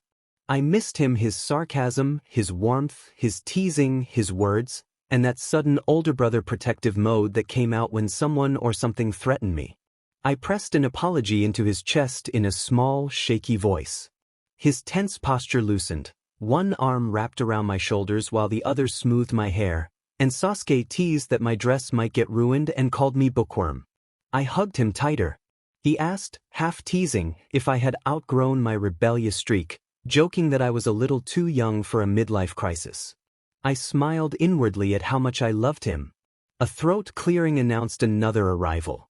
I turned and saw Itachi approaching with a woman and a baby. Itachi noticed my surprise and joked that I had been wrong about him ending up an old, lonely fisherman, teasing that I had lied. The woman introduced herself as Kiriko Uchida and greeted me, calling me Dr. Hinata Lee. I apologized for any cultural misunderstanding and returned the bow. The baby in her arms had Kiriko's brown hair with a spiky texture like his father's, and he gazed up at me with wide, dark eyes. I reached out to poke his cheek. He stared back with quiet curiosity. Itachi laughed at my astonishment and began a teasing explanation about parenthood until Kiriko playfully cut him off, pointing out that I was one of the youngest and most accomplished doctors she knew and probably understood how babies came to be. I liked Kiriko immediately. Van interrupted before Itachi could say anything else and suggested we should go. Sasuke, as if remembering someone else, rushed into the apartment below mine. I realized Sakura lived directly beneath me. The irony felt sharp. The friend who sometimes wished I would disappear was my neighbor. Van called me over and beckoned that it was time to leave. Before I could move, Itachi quickly took hold of my elbow and said that he had seen me less often in the past 8 years but had looked after me long ago and expected me to be coming with them. The motion was quick but not aggressive. I narrowed my eyes at the so and dismissed the diaper comment as unnecessary. Van opened his mouth to object, but Sakura stepped forward and said she would ride with Van. Both Van and I reacted in surprise. Sakura, appearing in the streetlight in a strapless pink dress and a neat updo, explained that she was coming because Sasuke owed her ice cream afterward. Sasuke responded with a quick, affectionate kiss on her cheek in a playful gesture that she tried to dismiss. Van mouthed to me to signal whether I would be okay. I nodded and gave him a thumbs up, though I felt very nervous. Sakura and Van bickered all the way to the car, a reminder that Van still had some friction to work through with others. Sasuke helped me into a conservative car rather than a party limousine because of the baby. The baby suddenly appeared at the doorway and Kiriko explained that his balance was still unsteady and he would need to lean on someone for a bit. I accepted the child and settled him in the middle seat, buckling him in while he watched my every move. Sasuke sat down on the baby's other side to offer support. Itachi and Kiriko took the seats adjacent to us in the back. Itachi gave the driver the go-ahead to follow Van to the party location, and the car fell quiet except for the small sound of the baby's fingers picking at the fabric of my dress. I suddenly asked what the baby's name was. Kiriko smiled and said his name was Daisuke, after his uncle. At the mention of his name, Daisuke looked toward his mother. Sasuke lifted his hands and joked that the family thought so highly of him that they named their son after him. I protested that he was not as noble as they thought. Sasuke crossed his arms and insisted otherwise. The rest of the ride passed slowly. Sakura then took over the perspective. She warned Van to keep within the speed limit as they drove. Van snapped back that she should let him drive and lectured her on how to handle the wheel. Sakura reminded him that she was keeping him in check and pointed out that his single status and reckless driving were his own business. Van stopped the car briefly, and the conversation continued between them as they made their way to the gathering.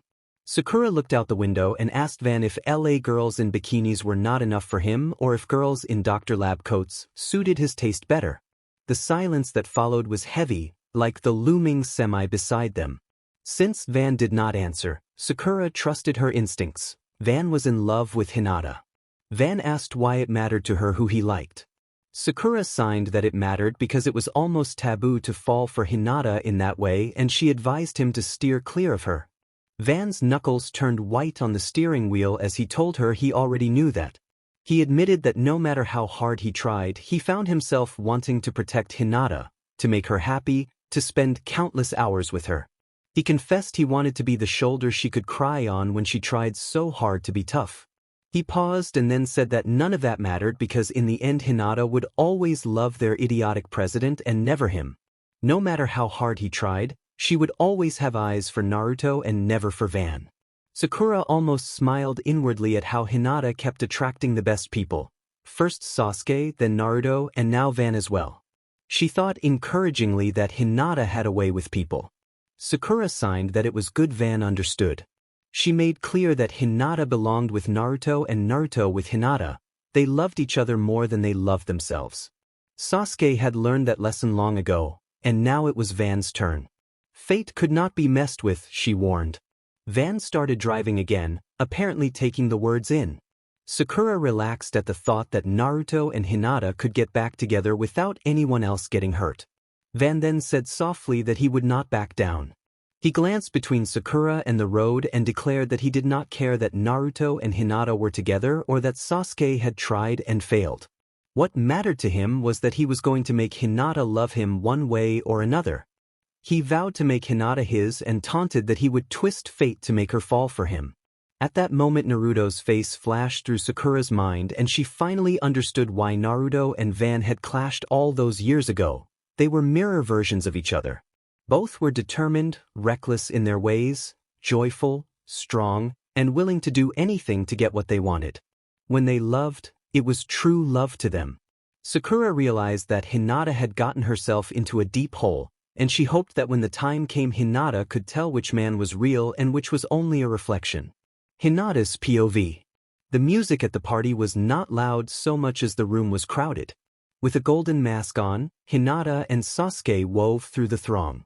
She had asked Sasuke and Itachi's family if they ran into Naruto, not to tell him about the doctor he had hired blindly. Hinata had told them that when she was ready she would face him, and the Uchihas had respected that. So the two of them did what anyone would do at a party. They headed straight to the food table. It felt good to hang out with Sasuke again. He was willing to put the past 8 years behind him, and she resolved to do the same. She could not imagine the rest of her life without him scolding her for being silly and vice versa. A small hand touched her leg and nearly made her choke on her drink. Looking down, Hinata found little Daisuke barely able to stand while holding onto her. She bent down and picked him up. He had not smiled at her yet, but he could not detach himself from her. Hinata murmured that Daisuke was odd. He did not understand her words and instead wrapped his tiny arms around her neck and hugged her tightly. Sasuke laughed and observed that the boy really liked her. Hinata told Sasuke she had noticed and told him to get Daisuke off her. Sasuke teased that once Daisuke attached himself he never let go, comparing the boy to a little leech, which made Hinata sigh. Suddenly Hinata froze. Her body trembled and her heart pounded. Daisuke looked startled, as if he could feel her panic, and then he tapped the front of her mask. His soft baby hand on her face seemed to mean thank you, and Hinata felt a small warmth at the gesture. Sasuke quickly blocked her view and muttered an interjection. Some kind of bro hug happened behind her as Sasuke turned his back to them, pretending to be a mother looking for food for her child. A visitor patted Sasuke's back and congratulated him on making it. Hinata admired the rows of turkey sandwiches and a giant bowl of punch set out for those who did not want wine. Sasuke moved protectively to cover her view. Sasuke explained that if he had not come, someone would have taken him out drinking until Kiriko dragged him away by the ear. The visitor joked that he was welcome for being Sasuke's stress reliever. Hinata realized she had never once thought about this exact moment in all the years she had not seen him. He had never cared enough to call, so she had assumed he was happier moving on with Valerie. The visitor then asked if Daisuke was there because Magnolia really wanted to see him. Sasuke nearly panicked and suggested checking with Kiriko, who might be with the child. The visitor said he would let Magnolia know and started to walk away, then turned back to offer to get a sandwich.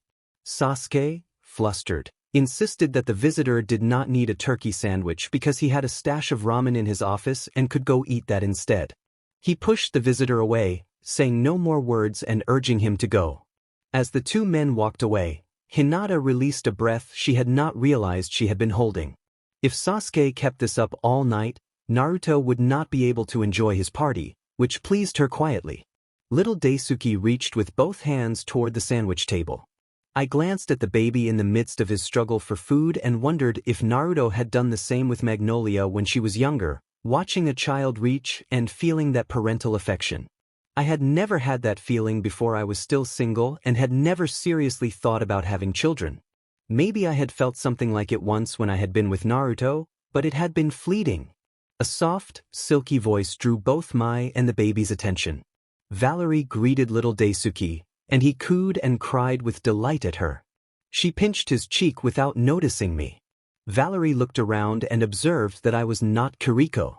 She had removed her mask, and under the disco lights it was easy to see her, a red dress and her hair in a tight bun with glittering clips.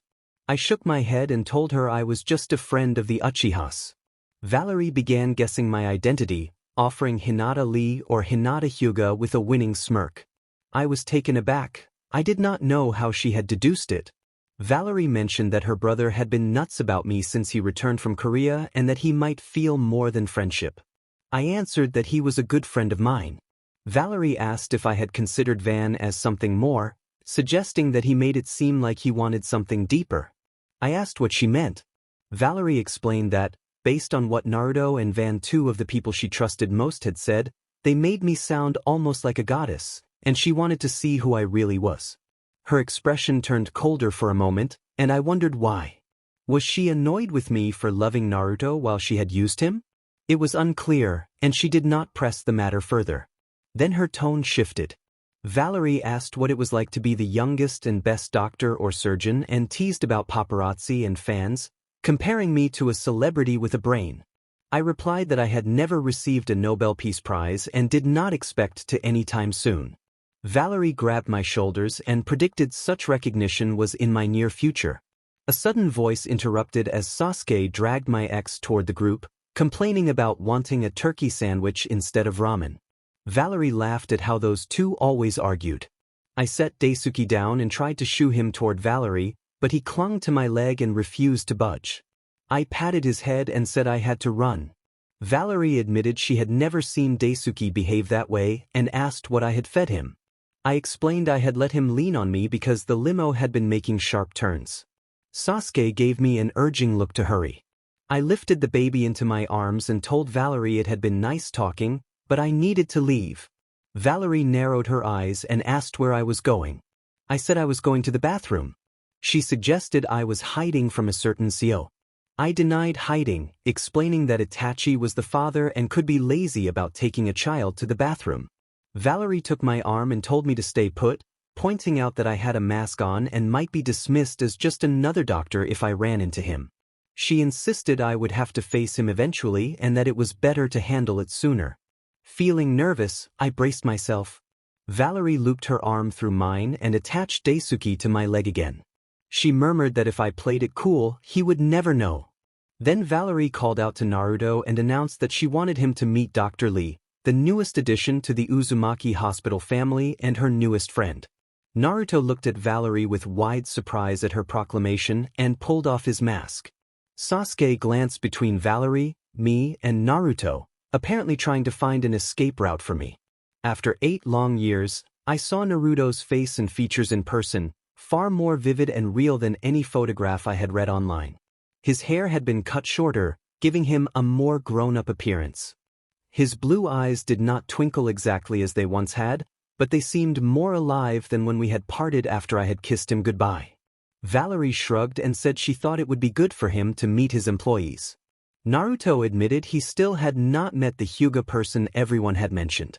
Valerie pulled me forward and introduced me as Dr. Lee. Finally, pale eyes met ocean blue for the first time in years. One recognized the other immediately, while the other tried to place who he was facing. Naruto smiled and extended his hand, introducing himself to Dr. Lee. Hinata gently shook his hand and said it was an honor.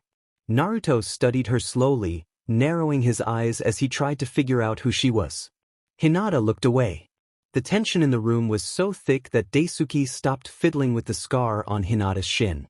Daisuke broke the silence with his signature goofy grin and commented that, for a second, he had thought he was meeting the other Dr. Lee, surprised that the Hyugas had another Dr. Lee in medicine. Hinata laughed nervously and deflected the compliment.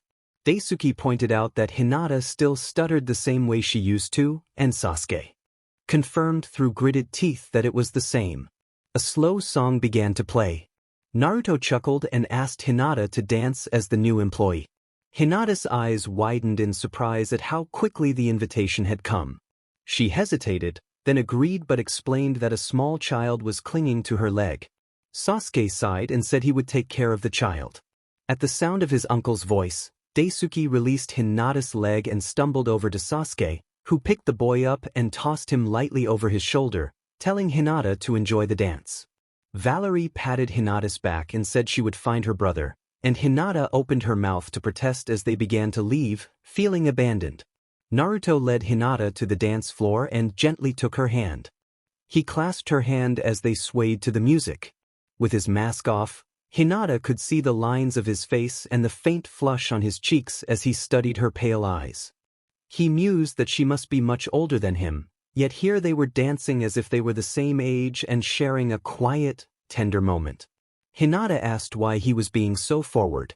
Naruto admitted that she reminded him of someone from his past, someone he had loved.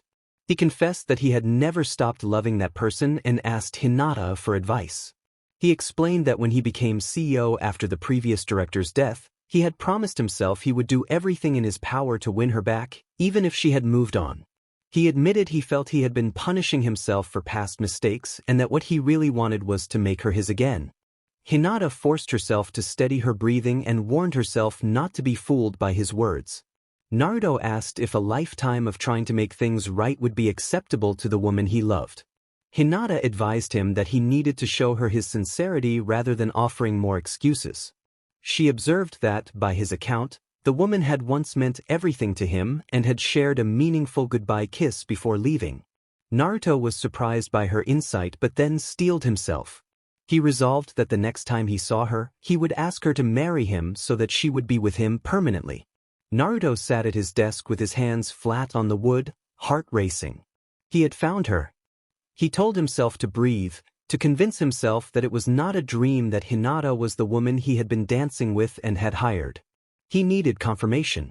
The fact that she had known about their shared kiss the day she left was not enough. He had never told anyone about it, and there was a chance she had mentioned it to someone. Naruto called Niji to inquire who had passed the test and had been working in the ER for a few months. Niji growled on the phone and then said that his cousin had indeed passed. Hinata had accidentally passed when she saved a patient. Naruto's stunned heartbeat quickened. That was all the confirmation he needed. He turned on the television. The news anchor reported a story showing Hinata's face and saying that Dr. Hinata Lee had gotten into an argument with Dr. Kabuto in the ER at the Uzumaki Hospital, hinting at a developing rivalry between the two hospitals. Naruto turned the TV off. Hinata was here, and this time he was determined not to let her slip away. Sasuke and Sakura looked at Hinata with absolute confusion when she admitted she did not know how she felt about dancing with Naruto. Sasuke appeared worried by her uncertainty. Naruto had no idea who Hinata was, and he was not likely to see her often since she worked in his emergency room. 3 mornings later, Hinata sat with Sasuke and Sakura at the cafe by the hospital. Nothing much had happened after the dance. Naruto had excused himself and not returned to the party, according to Jason, who had been handling the extra work while Naruto had been out sick for a few days. Sakura took a sip of her green tea and remarked that they had expected something else. Hinata apologized that was all she had, fidgeting with the ice cubes in her coffee, and added that Naruto had no idea she had been the woman behind the mask and showed no sign of interest. Sasuke sighed and warned that things would only get more complicated from now on, advising caution if she did not want Naruto looking for her constantly. Hinata pointed out that Naruto was a CEO and would be busy with company affairs while she saved lives in his emergency room. They did not have to interact much, and she had survived their first encounter. Sakura offered a small smile and suggested that Hinata must feel invincible. Hinata allowed that, in a way, she did. She had worked on gathering her confidence, determined not to shudder or shrink away when Naruto was around. She no longer felt like a shy person. She spoke more directly now and even scolded others when necessary. Her phone beeped. She glanced at it and saw a message from an unfamiliar number that read, "Come to my office. I need to talk to you." She showed the message to Sasuke and Sakura. Sasuke threw an arm around Sakura and asked who had texted. Hinata admitted that she thought she might be in trouble and flashed the message to them. Their eyes widened in surprise, and Hinata had the uneasy feeling she already knew who it was. Finding the president's office took far longer than it should have. Hinata wandered into the baby floor twice before Jason finally guided her to the office on the second attempt. The giant door to the president's office stayed shut as she approached. The office occupied a floor that did not appear on the map, which explained part of why she had gotten lost. She told herself to approach the meeting with confidence and no trembling that might give her away. She could have hidden behind a mask or feigned sickness, but she did not want to rely on that. She was different now, more confident and no longer the timid person she had once been. After gathering herself, she knocked on the door. Jason opened it a crack and whispered that he had not thought she would actually come. Hinata explained that she had received a text from the president and had to come. Jason admitted that Naruto had not stopped pacing ever since he had sent the message, suggesting nervousness and adding that Hinata might be the love of Naruto's life. Hinata expressed doubt. Jason urged her to go talk to Naruto, offering his number and an escape plan if anything went wrong. They had not started off well when Hinata first arrived, but over time they had talked for hours and Jason had become the kind of supportive friend every person needed. Hinata patted his shoulder and thanked him before he left, and then she walked toward the office. When she opened the door, the office looked exactly as it had before, down to the ramen cups in the trash by the desk. The memory of kissing Naruto goodbye in this room and his empty promise felt heavy. Naruto stood by one of the large windows. He turned toward her and asked why she had lied. Hinata answered bluntly that she had thought it was necessary. Naruto explained that he ran the hospital and knew everything that happened within its walls and in the other hospitals under his responsibility. He told her that even if she had been somewhere else, he always knew where she was, not only 3 nights ago, but for 8 years. Hinata stared at him and then looked away, accusing him of watching her from afar but never approaching her to talk or apologize. Naruto's patience seemed thin as he countered that she had been the one to leave because she feared being a distraction. Hinata snapped back that he had promised to come and get her, that she had waited for him all those years and had looked for him everywhere to see if he would keep that promise, but she had never caught sight of him smiling at her around the corner.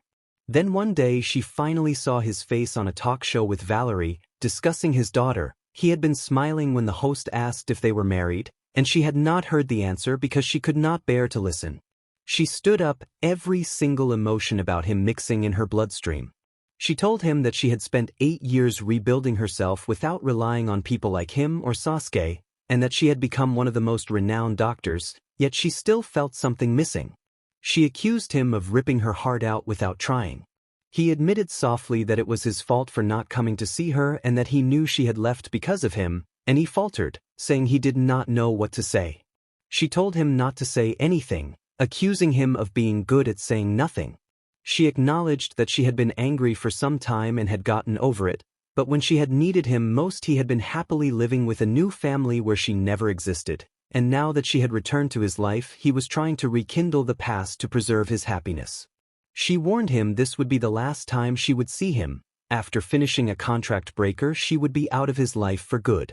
She turned her back on him, but he crossed the table and intercepted her. He stepped in front of her within seconds and pulled her into a hug. She fought against his chest but could not break free. Tears came and weakened her.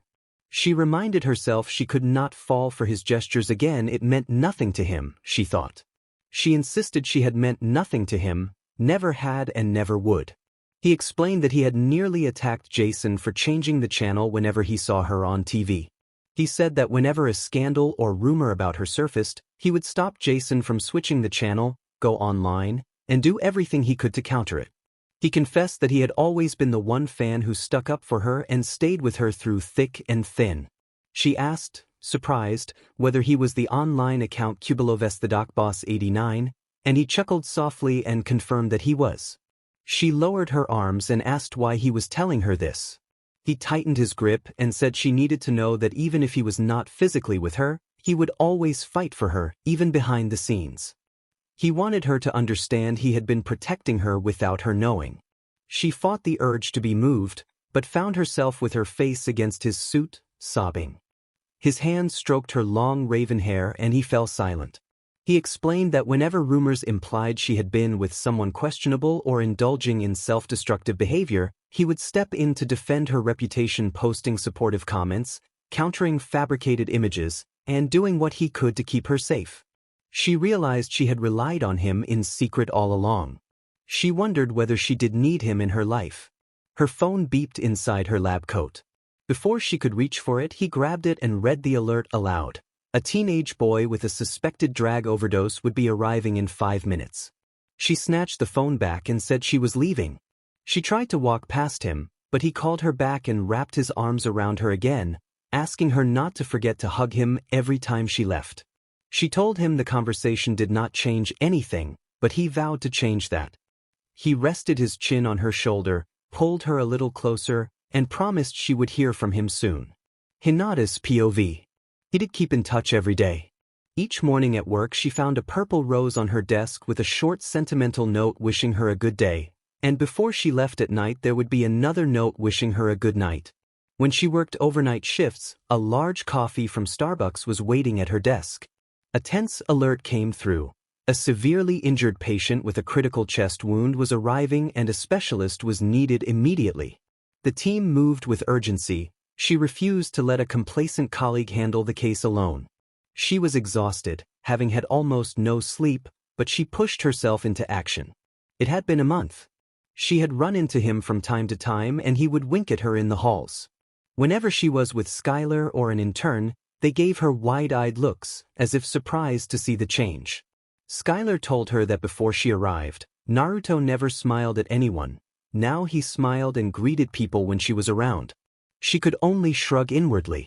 Life felt peaceful, and her reputation among the hospital's senior staff was rising as she continued to save patients from cardiac crises, bring people back from the brink, deliver multiple sets of twins and a set of triplets, and even handle routine cases that others had overlooked, all while sparring with Kabuto about ethics in a way that kept the ethics board from needing to decide anything. She often thought that Kabuto seemed cold-blooded in his methods. She grabbed her lab coat and ran outside, calling to Dr. Hudson through his office door. He had become her late-night chess partner, and a brilliant one at that. Their games usually ended with both of them down to a pawn and a bishop before he claimed he needed sleep. The doctor ran out after her and told her he would get Fletcher. He explained that he had been the night intern, and she nodded as he turned toward the intern library. A few nurses followed as they moved toward the emergency department. Dr. Hinata Lee stopped and instructed one nurse to fetch the other cardiovascular specialist but to leave Dr. Kabuto out of it, explaining that they would only argue if he came in. The nurse ran off at top speed. Fletcher appeared as the ER doors slid open, helping paramedics roll the patient in. Hinata made it in time to help lift and transfer the patient to a hospital bed. She counted off as they moved the stretcher, and the patient groaned once. Fletcher flinched. Hinata called Fletcher over. He came to her side without hesitation. She asked him what to do first for a cardiac stab wound. He blinked, panic visible in his eyes, but she told him to breathe and focus. Her calm steadied him. He took a deep breath and answered, beginning the procedure with renewed determination. Later, in the intern library, the overwhelmed intern collapsed into a chair with relief. Hinata patted his shoulders with a proud smile. The patient had been saved thanks to this panicked young doctor, who had carried out the emergency procedure under her supervision. The nurses congratulated him, but he remained modest. He looked at Hinata and credited her as chief for the outcome. Hinata told him to go home, call in the others, and take the rest of the day off. He sprang from his chair in disbelief and left faster than either Naruto or Hinata could move when they were in the same room. Dr. Lee turned her back to the glass-walled windows, not wanting him to see her face. She told herself she needed to run and hurried for the door, but he blocked it with his broad chest. He told her she could not run from him. She did not look up. Instead, she leaned in, face resting against his shoulder and thigh, seeking the familiar comfort he offered. This was their first real one-on-one conversation since a month ago, and his small, steady presence was softening her. She realized she had not been harsh with Fletcher for hesitating earlier when perhaps she should have been. He was making her soft again, and she felt remembered affections stirring inside her. She wondered whether she trusted him enough to let herself fall for him again. A sudden, excited shout shattered the small, private moment. A young girl in a school uniform was jumping up and down nearby, squealing that it really was her. Naruto hushed the girl and reminded her to be quiet. Hinata nearly laughed at the child's exuberance, which was just like her father's. Naruto then introduced the little girl as someone extremely important to him and warned her not to scare Hinata off. The girl, Magnolia, was about 8 years old with brown hair in a high ponytail. Hinata had known from earlier that Magnolia was Naruto's and Valerie's daughter. She had been disappointed years ago that the child had not been hers and Naruto's, but she had never blamed the child. Magnolia excitedly extended her hand and announced that she was Magnolia Uzumaki and that it was an honor to meet Dr. Hinata Lee. She declared that Hinata was her biggest idol. Hinata shook her hand, and Magnolia squealed louder to the point of glee, delighted that her friends would be jealous. Magnolia hugged Hinata warmly and asked if she could stay with them forever as someone special to her father. Hinata laughed and glanced up at Naruto. He chuckled, reminding his daughter to calm down. Hinata's pager vibrated in her lab coat pocket. The alert reported that a gunshot victim would arrive in 10 minutes with a leg wound and significant bleeding. Everything seemed to happen in Los Angeles, she thought. She apologized to Naruto and Magnolia and explained that she had to run to work. Magnolia released her and urged her to work her magic, promising to look for her on the news that night. Hinata smiled and began to leave when Naruto gently took her arm and invited her to dinner at his house that evening, saying he expected to see her at 8. Hinata looked at him in surprise. Later, exhausted, Hinata's head fell onto her desk with a loud thud. She wondered how she had been talked into going to his house where it might just be the two of them for the evening. She tried to convince herself it was only dinner. A cold compressed to her cheek woke her. She looked up to see Van offering a Mountain Dew. Valerie's earlier comment that her brother really liked Hinata echoed in her mind. Guilt tightened her stomach. Over the last few hours she had been caught up in her feelings for Naruto and the warmth of being remembered, and she had neglected Van, who had been loyal and present. Van must have returned from wherever his scouting had sent him. He had not mentioned it, and they had not spoken since the night of the dance. Hinata apologized for leaving the dance early to help Hudson and Fletcher. Van brushed it off, saying he had gotten wasted thanks to friends Itachi and Sasuke. Hinata smiled at the thought of Kiriko caring for the hungover brothers. Van mentioned that Kiriko had also cared for him, and he praised her unexpectedly competent attentiveness as he took a sip of his Pepsi and leaned against the desk. Hina listened as Van explained that he had been thinking about healing a broken heart. Van then asked if she was surprised to hear about a broken heart and nodded slowly as he admitted that he had seen something that drove him to drink more than usual. Hina blinked and asked what he had seen. Van hesitated, then told Hina that he was in love with someone and that he had caught that person dancing with the ex she had loved so much back then. Hina realized what he meant and immediately felt guilty for being insensitive. Van moved closer and Hina noticed the faint scent of his cologne, but she forced herself to remain still. She apologized again, and the tension between them grew. Van closed the distance until their faces were only inches apart, creating a charged, awkward moment. Hina apologized once more and told him that she did not feel the same way.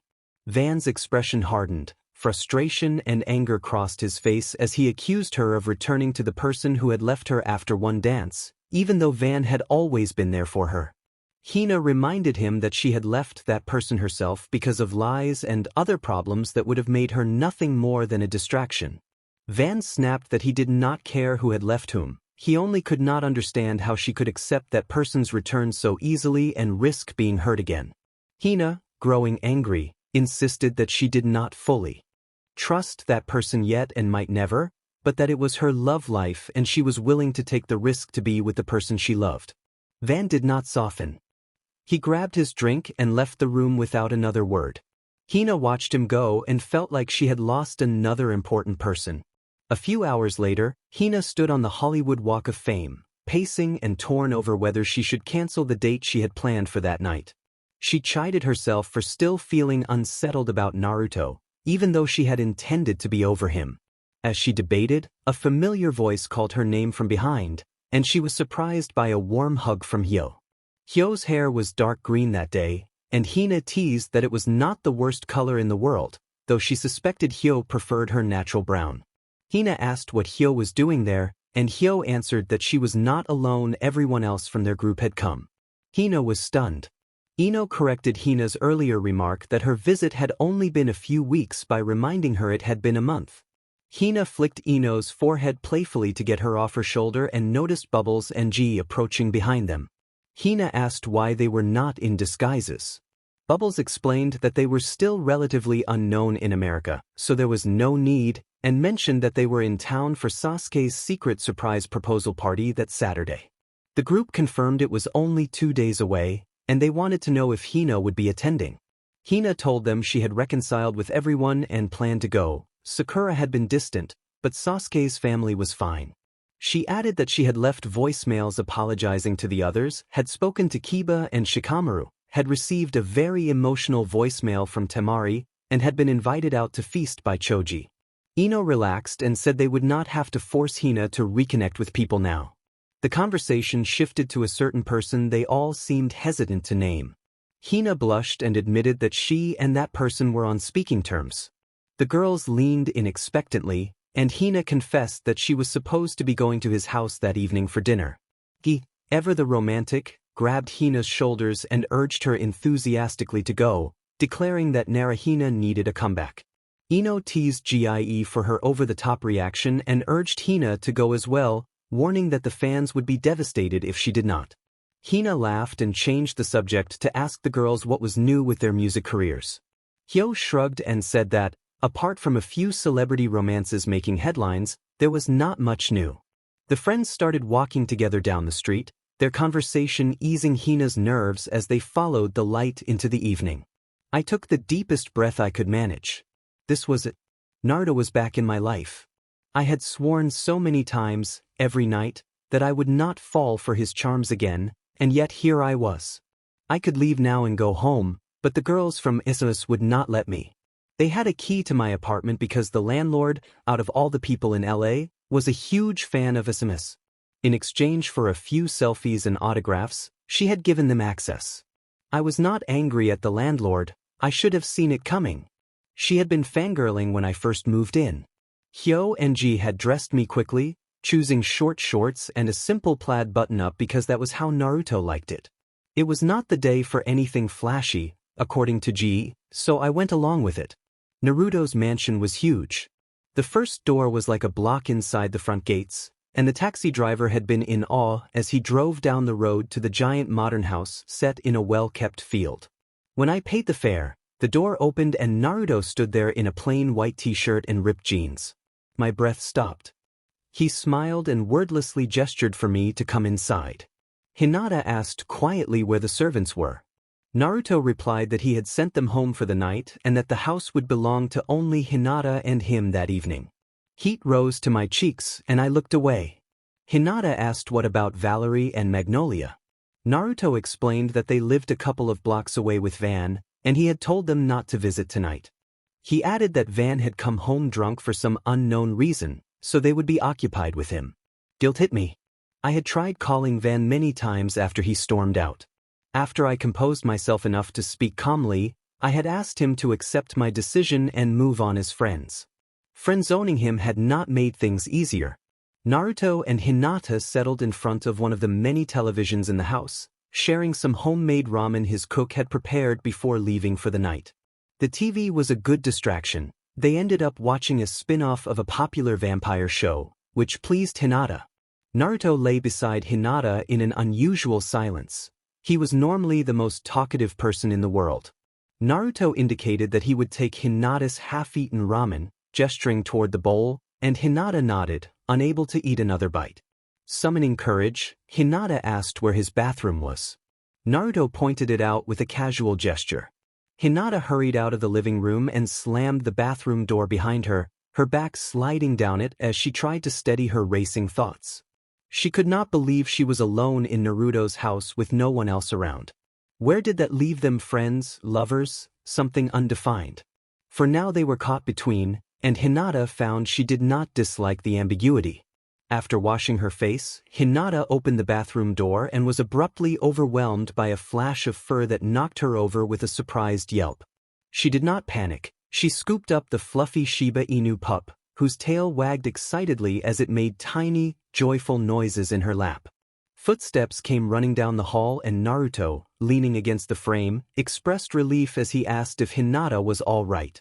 Hinata reassured him that she was fine and asked who the little dog was. Naruto said the pup's name was Hayden and explained that he had just gotten him recently, so his training was still a little rough.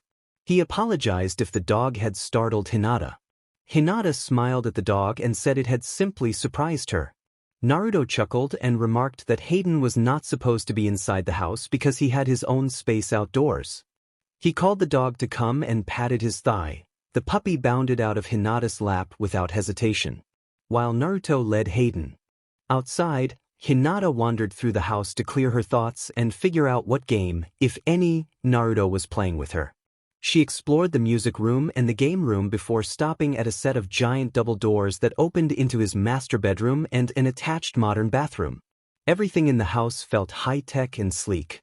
A large curved television rested on a dresser near sliding glass doors that led out to a balcony with an impressive view of Los Angeles at night. Beside the king-size bed sat a desk with a laptop and a desktop computer. Hinata felt she should not linger in the bedroom. Some situations could be misinterpreted, and she preferred to avoid any awkwardness. She turned to leave but accidentally bumped into the wall instead of the door, and she thought wryly that she was anything but smooth. The doors were gigantic. Naruto called out and asked where I was going, his presence filling the air with a familiar scent. I told him I was just getting to know his house. Naruto said that I had come to the best room and gently guided me inside, closing the door behind us. Hayden greeted me with excited licks. I tried not to panic as Naruto walked to his bed, sat at the edge, and patted the spot beside him for me to join. I moved over as slowly as I could, staring at the floor because I felt myself blushing harder than ever. Just as I sat, Naruto stood up, which was a relief. If he had stayed only a few centimeters from my shoulders, he could have felt the heat radiating from me. Then he sat in front of me, his eyes fixed on mine. His head came to rest in my lap and his hand wrapped around my waist. I stayed still and looked down at the back of his blonde hair. He looked vulnerable, tired, and so gentle that my whole chest ached. I fought the urge to slide his head. Naruto apologized. He admitted that he had lied about Magnolia and had been a coward about telling me the truth. He said I deserved to know and that he regretted leaving me to find out by text.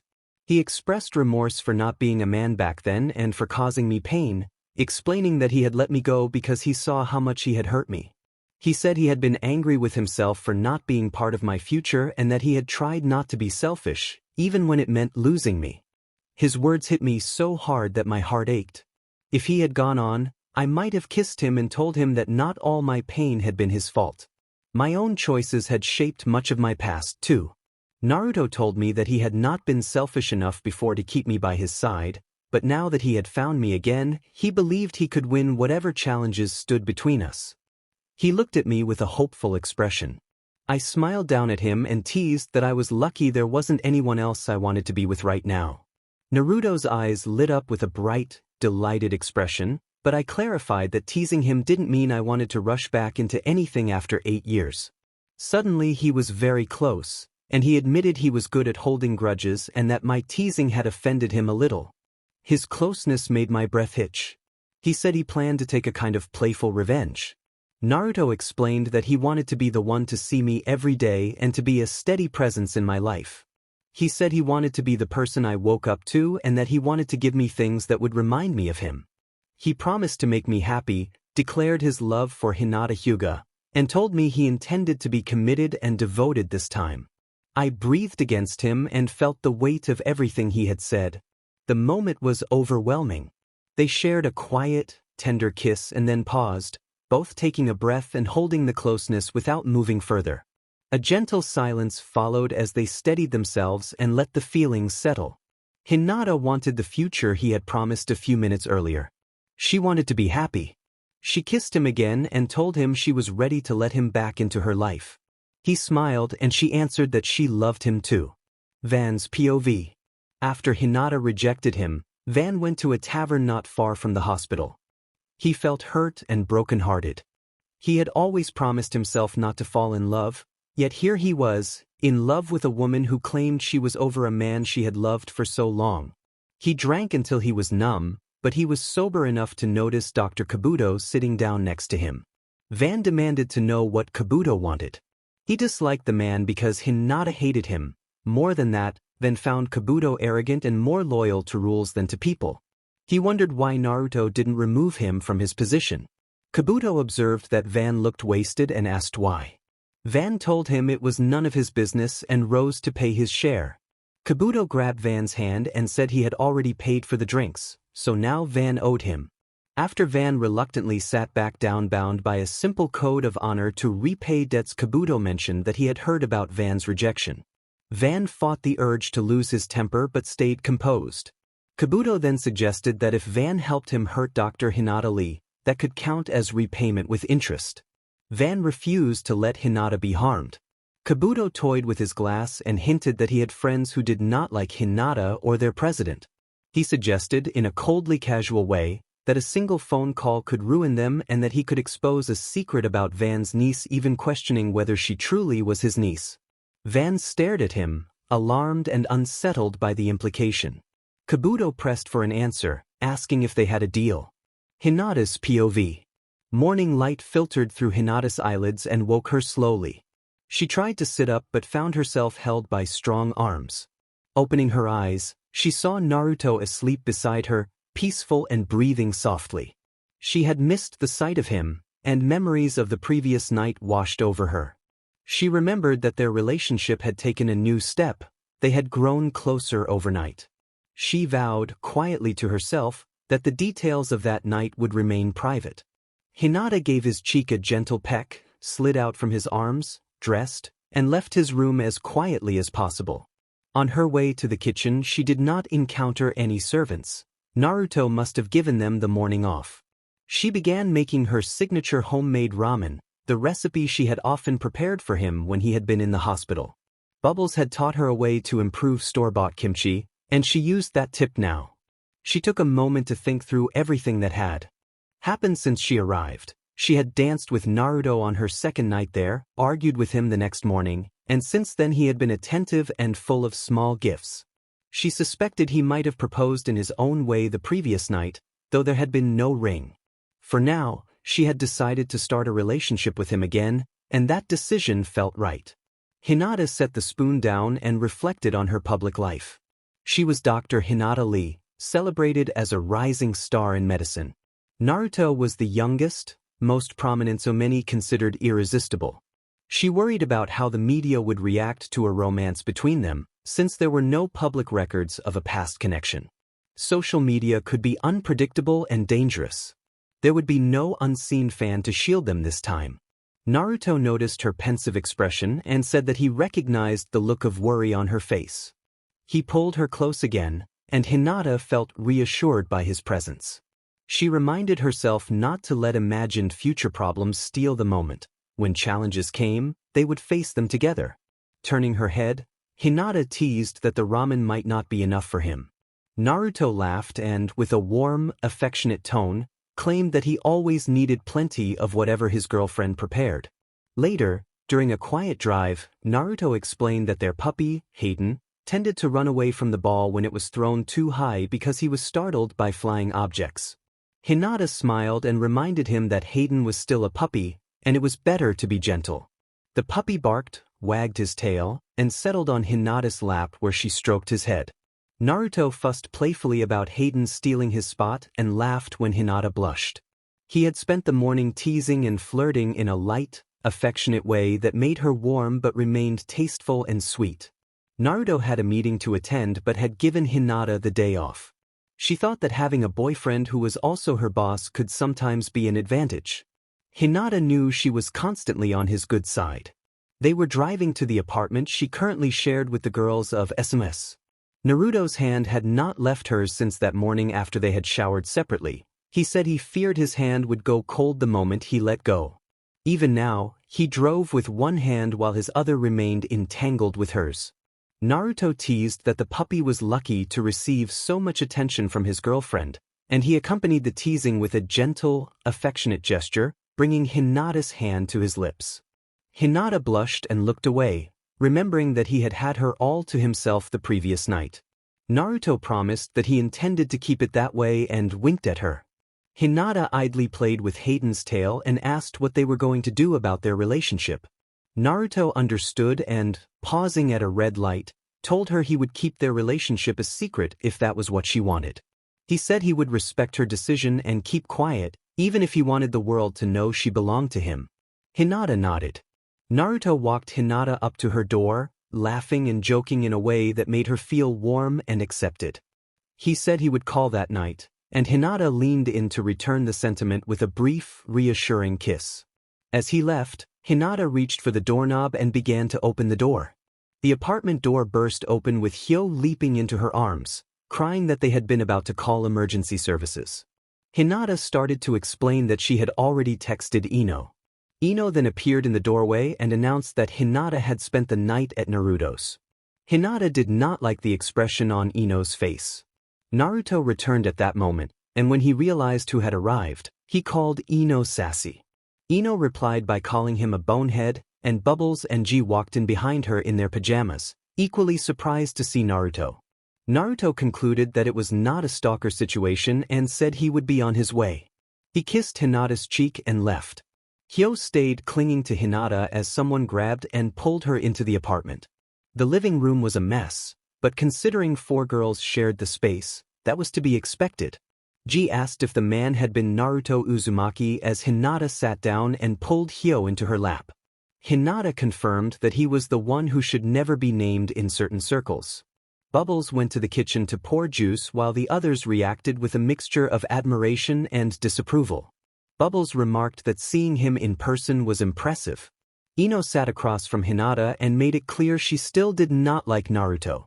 Hinata teased her about having admired him when he first came to Konoha High, and Ino explained that she had been a hormonal teenage girl. Hinata took a piece of dried mango from her and popped it into her mouth, and Ino glared at her for stealing it, thinking Hinata should be afraid for her life. The memory of Ino throwing high heels like ninja stars at Kiba flashed briefly through Hinata's mind, but she felt invincible and pushed the thought aside. A sudden banging at the door interrupted Hinata's train of thought. Sakura called out that she had bad news. Hinata unlocked the door and Sakura burst in, heading straight for the living room and reacting to the mess with disbelief. Hinata explained that she was sharing the apartment with 4 other K-pop girls. Sakura found the remote under GIE's sweater and turned on the television. The program on the television was a sensational music show that had clearly decided to run a gossip segment. The host introduced a story about Hinata entering Naruto Uzumaki's hospital that had surprised them all. Hinata's blood ran cold. Their relationship, which she had hoped to keep private, might already be exposed. The segment showed blurry footage of Hinata entering Naruto's home. The images were indistinct but recognizable enough to make the point. The host implied more than a casual visit, and the commentators suggested a possible romantic connection between Hinata and Naruto. The program flashed between Hinata's image and a picture of Naruto, questioning whether this was the start of a celebrity romance or something else intended to score points. Ino and Sakura reacted with anger, their frustration and protectiveness visible. The host continued, noting that the mysterious fan account that often defended Hinata had the same username as the one tied to Naruto, suggesting they had known each other before the incident the show was discussing. The revelation sparked whispers and alarm among the roommates as they absorbed the implications. Bubbles snapped that they should shut that woman's mouth before she smashed the TV. Sakura interrupted, telling Hinata not to wait for another word and to stop turning the remote into the sofa. Hinata rose from the coffee table and paced in front of her girlfriends, feeling panicked and unbelieving. She thought over and over that this could not be happening. The press knew she had been at Naruto's house alone at night and even had a picture of her in his kitchen when no one else was supposed to be there. There were no bushes outside his house for anyone to hide in. Someone must have planted a bug. A sudden realization hit her, and for a moment she wondered if Naruto had set the whole thing up. He had said nobody else had been in the house. The thought was terrible, and she refused to believe it, but it nagged at her as a real possibility. Sakura stepped in and told Hinata not to turn the blame on Naruto, insisting she could swear it wasn't him. Hinata snapped at Sakura, saying this was the consequence of letting Naruto back into her life and that her career might be ruined because people would assume she would go to any extreme, even compromise her own family, to get what she wanted. Hyo stood and urged Hinata to calm down and breathe, warning that panic would lead to irrational conclusions. Hinata covered half her face with her hand and tried to steady her breathing. Hyo was right, she could not accuse people she trusted just because someone had planted a listening device and sent pictures to the press. Her phone vibrated in her back pocket. The room went quiet as she looked at the screen and answered. Hinata's voice cracked when she spoke. Naruto's voice came through, sounding worried and not the easygoing tone he had used that morning. He said he would assume she had seen the press reports and wanted to make clear that it was not him. Hinata told him to calm down and that she was not blaming him, and the others in the room looked relieved. Naruto then said he thought he knew who had planted the bugs. He explained that before Hinata had come over, Van had been at his house because he could not drive any further. Van had asked to come in to be sick and then leave. Naruto had been distracted by Hinata's arrival and did not notice Van was in the kitchen until one of the cooks mentioned it. Van had appeared shortly after and thanked Naruto, seeming fine. Naruto had assumed Van had recovered. Hinata processed the name and the implication. Naruto pointed out that only a few people knew about his small secret and helped for Hinata. He said Sasuke was one possibility but that Sasuke had helped Hinata save face before, so it didn't fit. The other possibility was Van, who had been reckless in the past. Sakura, who had forgotten Naruto was on speaker, erupted and blamed Van outright.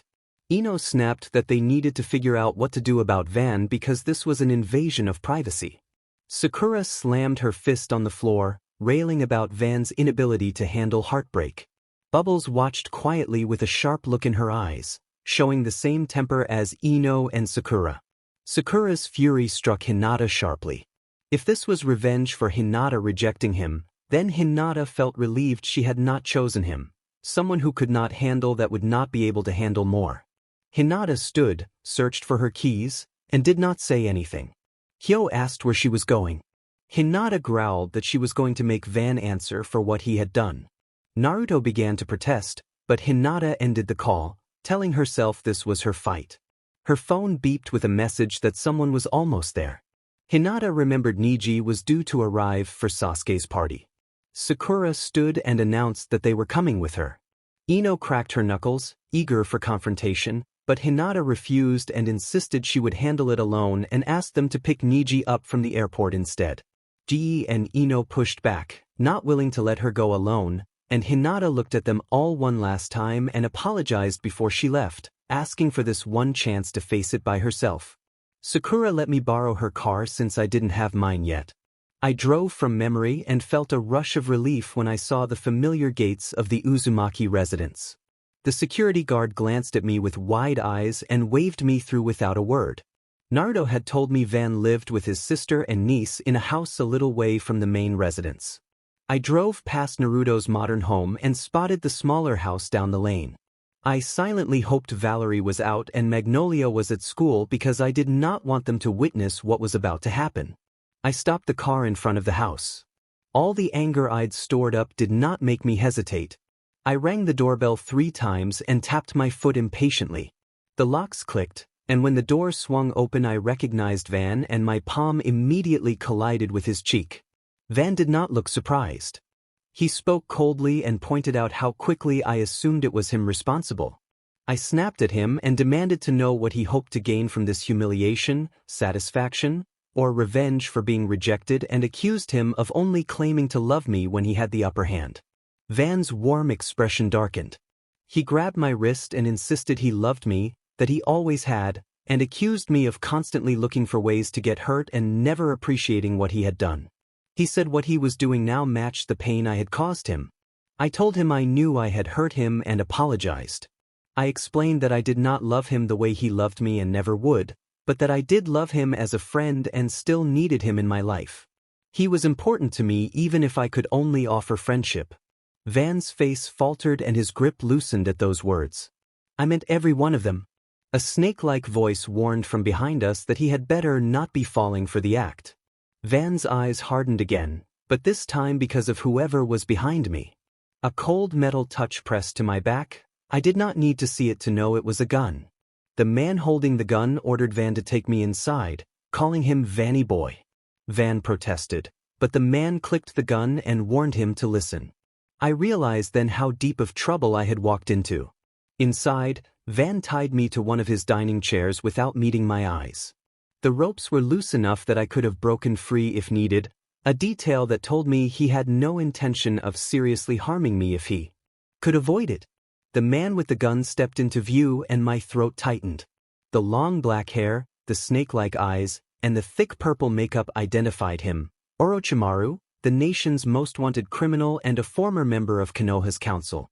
I remembered the rumors of his bid for control and the bloody purge of council members that had driven him out.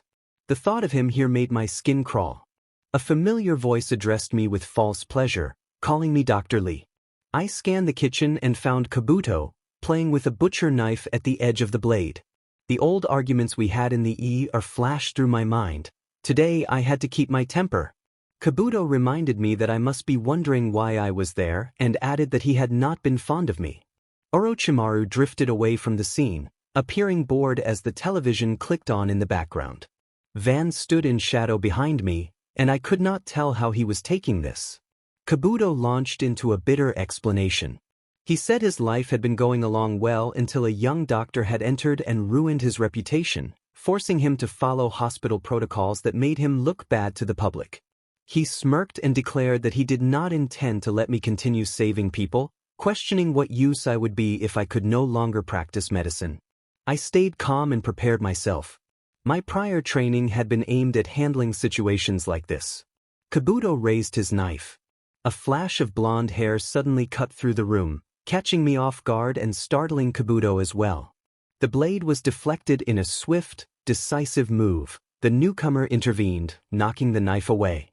Kabuto staggered back, clutching his arm in pain, and the knife skittered across the floor. The intruder's action bought enough time for the tension in the room to shift. The floor was slick and someone collapsed, screaming in pain. Hinata screamed Naruto's name, ripped her arms free from the ropes, and bent over him, horrified. He was losing too much blood. He would not survive without help. Kabuto, clearly unhinged, moved to strike again. Hinata's anger flared, but before she could act, Van intervened.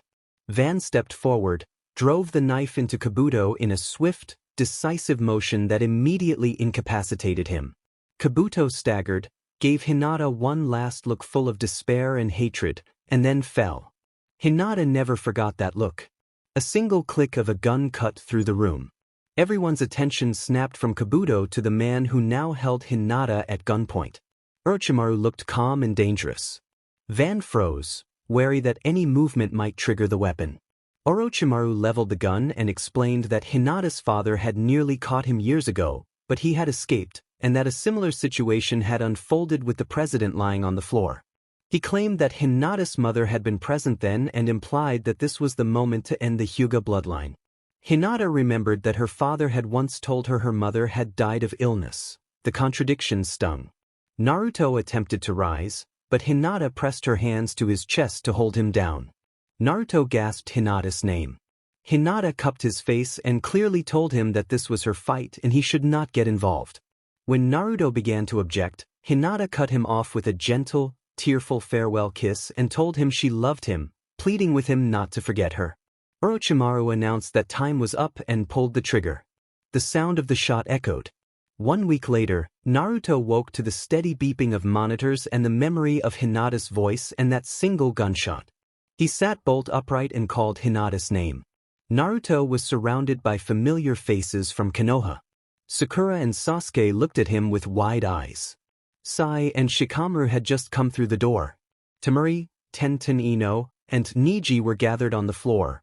Gaara sat nearby on a chair, rousing himself at the sound. They all exclaimed in unison that Naruto was awake.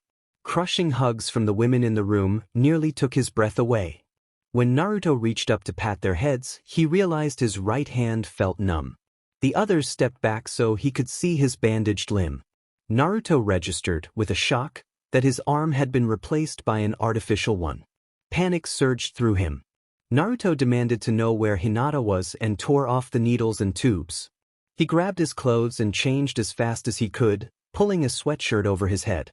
Once he was dressed, he bolted from the room. The guards outside watched helplessly as Naruto ran down the hospital halls, footsteps pounding behind him from those who tried to catch up, but a few gave up the chase. He took the stairs from the 15th floor down to the emergency room, driven by the fear that Hinata might not be there. When he burst into he found nurses cleaning up and doctors exchanging relieved looks. A young nurse manning the main desk recognized Naruto and put a call on hold to greet him as president. The nurse reported that a collision had sent 2 cars under a semi and that the situation had been handled. Naruto glanced out at reporters clustered beyond the doors. As he continued, Sasuke grabbed at his bandaged arm. Sasuke explained that the arm he had felt was artificial. Naruto flexed it briefly, distracted, and Hinata's face flashed in his mind. Naruto pushed on toward Hinata's office. Through the glass door he could see someone inside. When he opened the door, he found Kiba sitting at Hinata's desk reading a book with a piece of jerky in his mouth. Kiba exclaimed that Naruto was awake. Naruto pulled Kiba into a tight hug and then shoved him back against the wall, angrily blaming Kiba for the danger he had been put in. Kiba raised his hands in surrender and pleaded to be put down. Shikamaru appeared beside him, and Naruto turned his frustration on him as well, blaming him for the situation.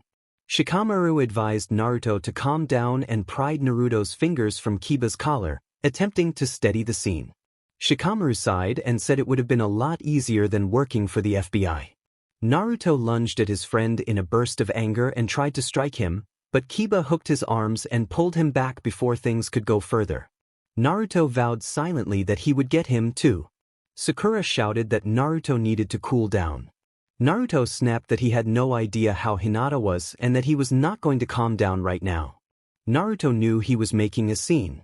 Nurses and doctors had turned to see why he was roaming the emergency room.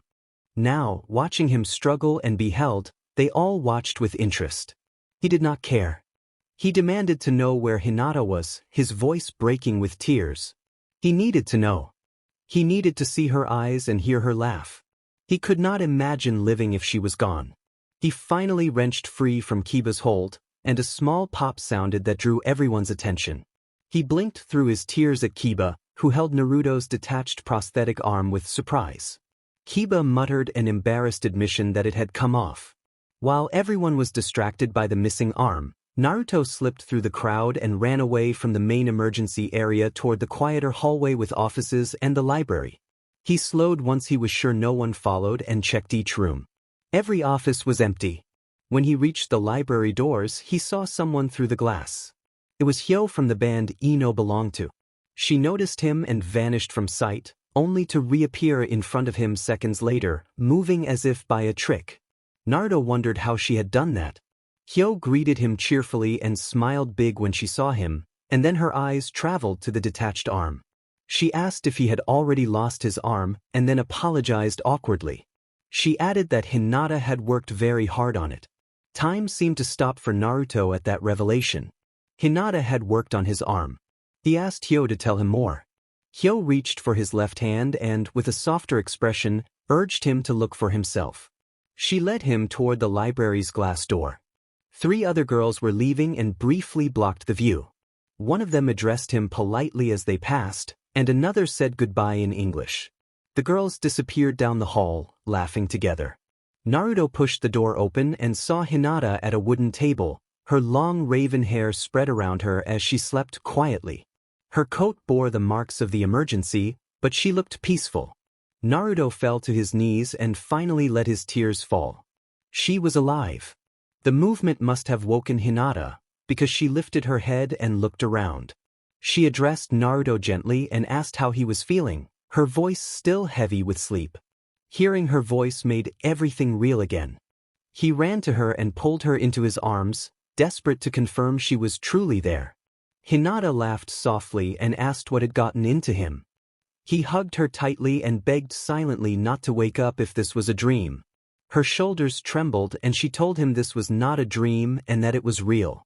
Relief washed over him. She was not gone. He was afraid to let go in case the moment vanished. Hinata asked Naruto to look at her and let her see his eyes. He moved so their foreheads met. Her gentle hands wiped away his tears, and she reassured him that she was okay and that everything would be all right. Naruto held her close and rested his forehead against hers, savoring the certainty of her presence. A knock at the door interrupted them. Kiba leaned against the frame holding Naruto's prosthetic and dryly pointed out that Naruto had already lost his arm. Hinata blinked and asked how long it had been. Kiba said about 10 minutes. Hinata smiled triumphantly. Naruto asked what was going on, and Hinata revealed, laughing, that she and Sasuke had made a bet about how quickly he would lose the arm. She had said 10 minutes and Sasuke had said 5. She noted that she had won $50. Hinata's POV. Ever since Naruto found out she hadn't actually died in that little incident, he hadn't let her out of his arms. He kept one arm around her as they made their way back to the rest of the team waiting in her office. She had asked for 5 minutes to reattach his artificial arm. He must have put a lot of stress on it to have pulled it off the way he did, she thought. When they returned to her office, Naruto sat at her desk with Hinata in his lap. Their friends watched in awed silence and Naruto pressed a little closer against her back. He asked what had happened after he blacked out that day, his face half buried against her. Shikamaru, who had been leaning against the desk, pushed himself up to face them and began to tell the story. Flashback. The gunshot had knocked Naruto out instantly. Van had thrown himself forward to shield against the blast. A sharp crash sounded through the house as the fight erupted. Van and Hinata watched as Orochimaru's wrist was struck and injured, but he did not drop the gun. The familiar voice announcing the arrest came from the doorway. The criminal had been focused on the person at the door, which gave Hinata the chance to kick the gun from his injured hand. The pain registered on his face, but he kept struggling. He pulled out a pocket knife and lunged, aiming for Hinata's throat. She dodged and disarmed him quickly, twisting his only functional arm behind his back. Kiba entered at that instant and pointed the pistol he had fired at Orochimaru directly at the criminal's face. The criminal managed to break free, kicked the pistol out of Kiba's hand, and leapt through the living room window. The revving of an engine announced his escape from Niji and Shikamaru, who had been waiting outside. And a flashback. Shikamaru finished by saying that Hinata had managed to stop Naruto's bleeding during the ride to the hospital, and that Naruto's prosthetic arm had been completed 2 nights earlier thanks to Hinata and Sakura. Naruto asked about Van, wondering if Van had killed someone. Shikamaru explained that Van had turned himself in for killing an innocent man but would not be getting life in prison. Shikamaru clarified that Van would receive a year for invasion of privacy because he had lured out one of Orochimaru's associates and defeated him. Naruto acknowledged the explanation and tightened his grip on Hinata's waist, insisting that Van had saved them even if he had been difficult. Sasuke made a dry comment, and Hinata mentioned that Van wanted to see them both. Naruto stiffened, then stood up without warning, taking Hinata with him and saying they should go. Hinata's phone beeped, and everyone groaned inwardly. She told Sakura she would see the patient with the 3rd-degree oil burn after they were done, and Sakura rolled her eyes at being told what to do. Hinata reminded Sakura that she was the chief, and Sakura wrapped an arm around Hinata's shoulder and laughed. They left the room side by side. Later, Hinata felt more awkward than she ever had. Van sat in H&D CFFS directly across from Naruto and her. For the entire 7 minutes and 43 seconds they had been there, the 2 men had been locked in a glare. Naruto settled with an arm around Hinata's chair and asked what Van had wanted to see them about. Van flinched at Naruto's presence and said he wasn't sure he wanted to continue, but he was not backing down without a fight. Naruto warned him to speak up since they were taking time out for him, and Van replied sarcastically that he did not feel valued. Within seconds both men were out of their chairs and a scuffle almost erupted. Naruto grabbed the collar of Van's black prison shirt and the tension rose until a nearby officer reached for his weapon. Hinata raised a hand to stop the officer. She knew the 2 of them well and could handle the situation. The officer relaxed but kept a hand near his belt just in case. Hinata stood up and moved between the 2 men, pinching both their noses to break the fight. Both of them yelped and fell back into their seats, rubbing their throbbing noses. The officer chuckled at the antics. Hinata reminded herself she had to get back to work and that Naruto would need his painkillers soon. She turned to Van and asked why he had wanted to see them. Van glanced nervously between Hinata and Naruto. Naruto raised an eyebrow and told him to spill it, saying he didn't have all day. Van bowed his head, and Hinata wondered if he was about to apologize. Van began by apologizing and warned that they might never like him again. Hinata said they were all 24 and could handle whatever he had to say. Van then dropped the revelation that Magnolia was not Naruto's child. The room froze. Naruto stood up in disbelief and demanded to know how that could be. Van sighed and explained that Magnolia was his daughter, shared with another woman, Nina Henderson.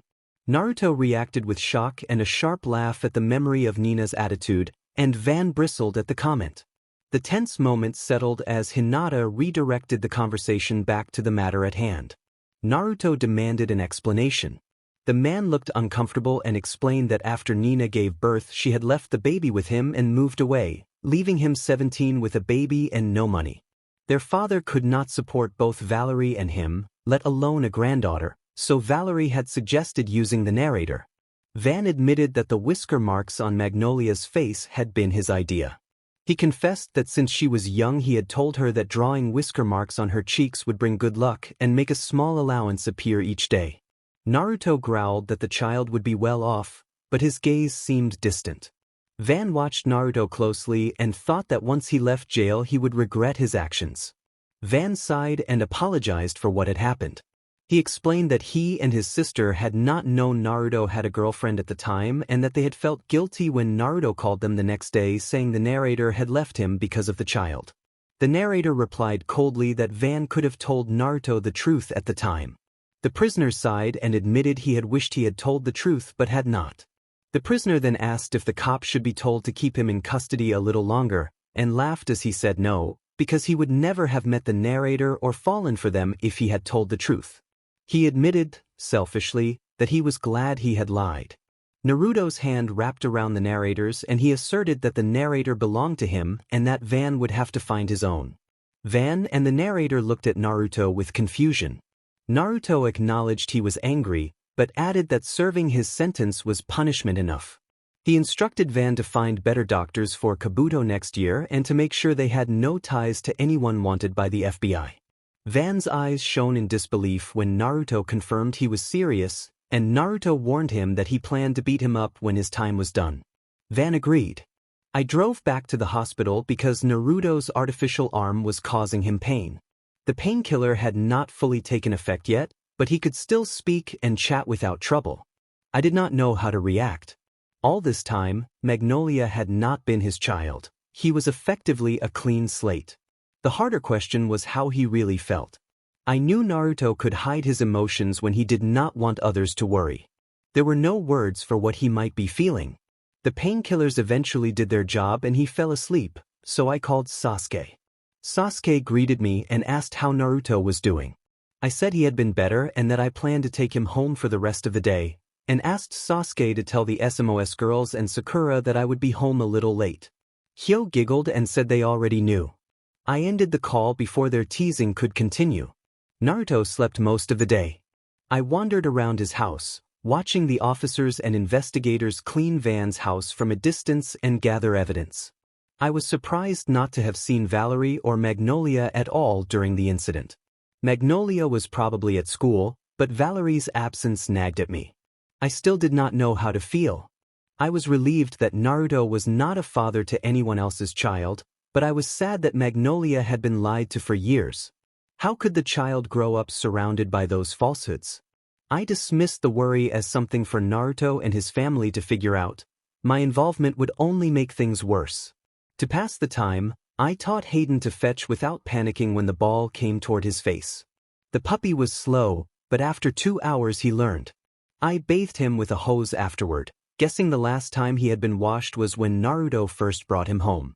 After making sure Hayden had a good dinner and a comfortable bed, I secured the little doghouse and said goodnight.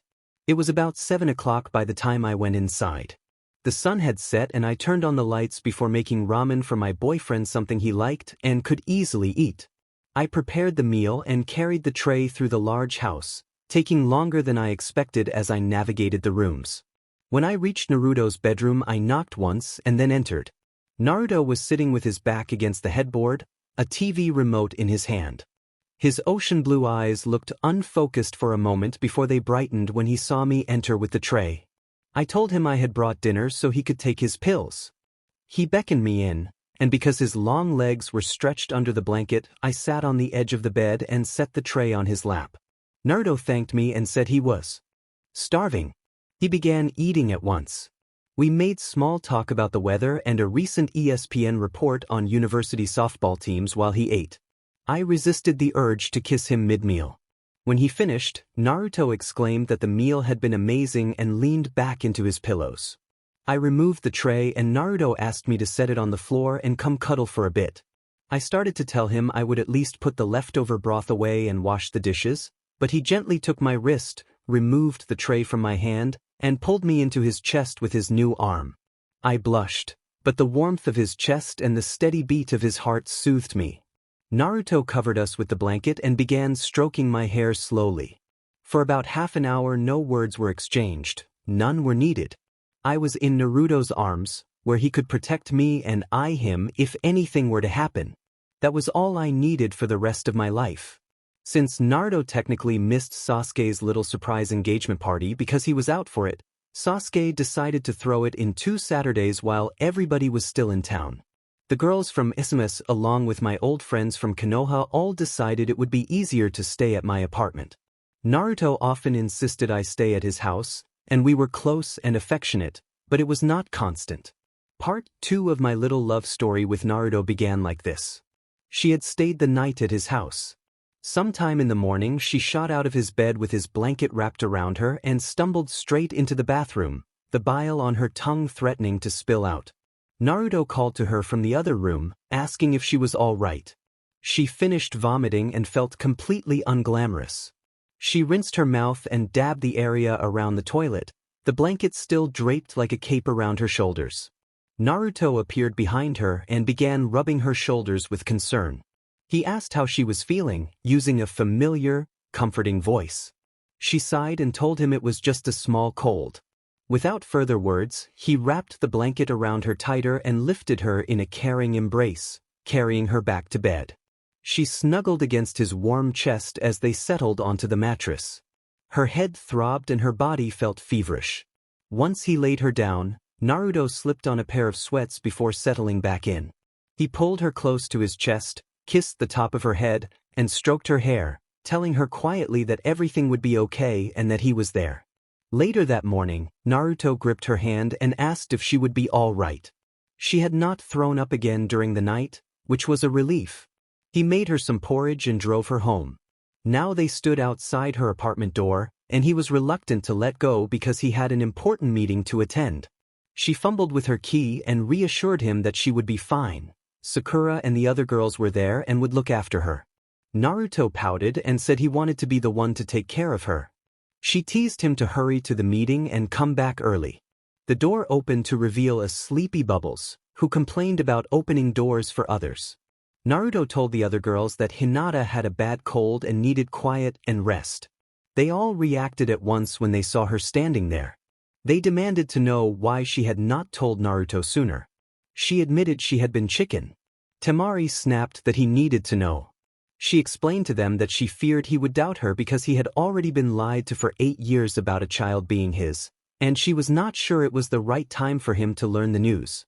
The girls pressed her, asking if it was hard to tell him that he would be a father in 9 months, and she stood and looked at each of them, repeating that she did not want him to doubt her. Sasuke's POV.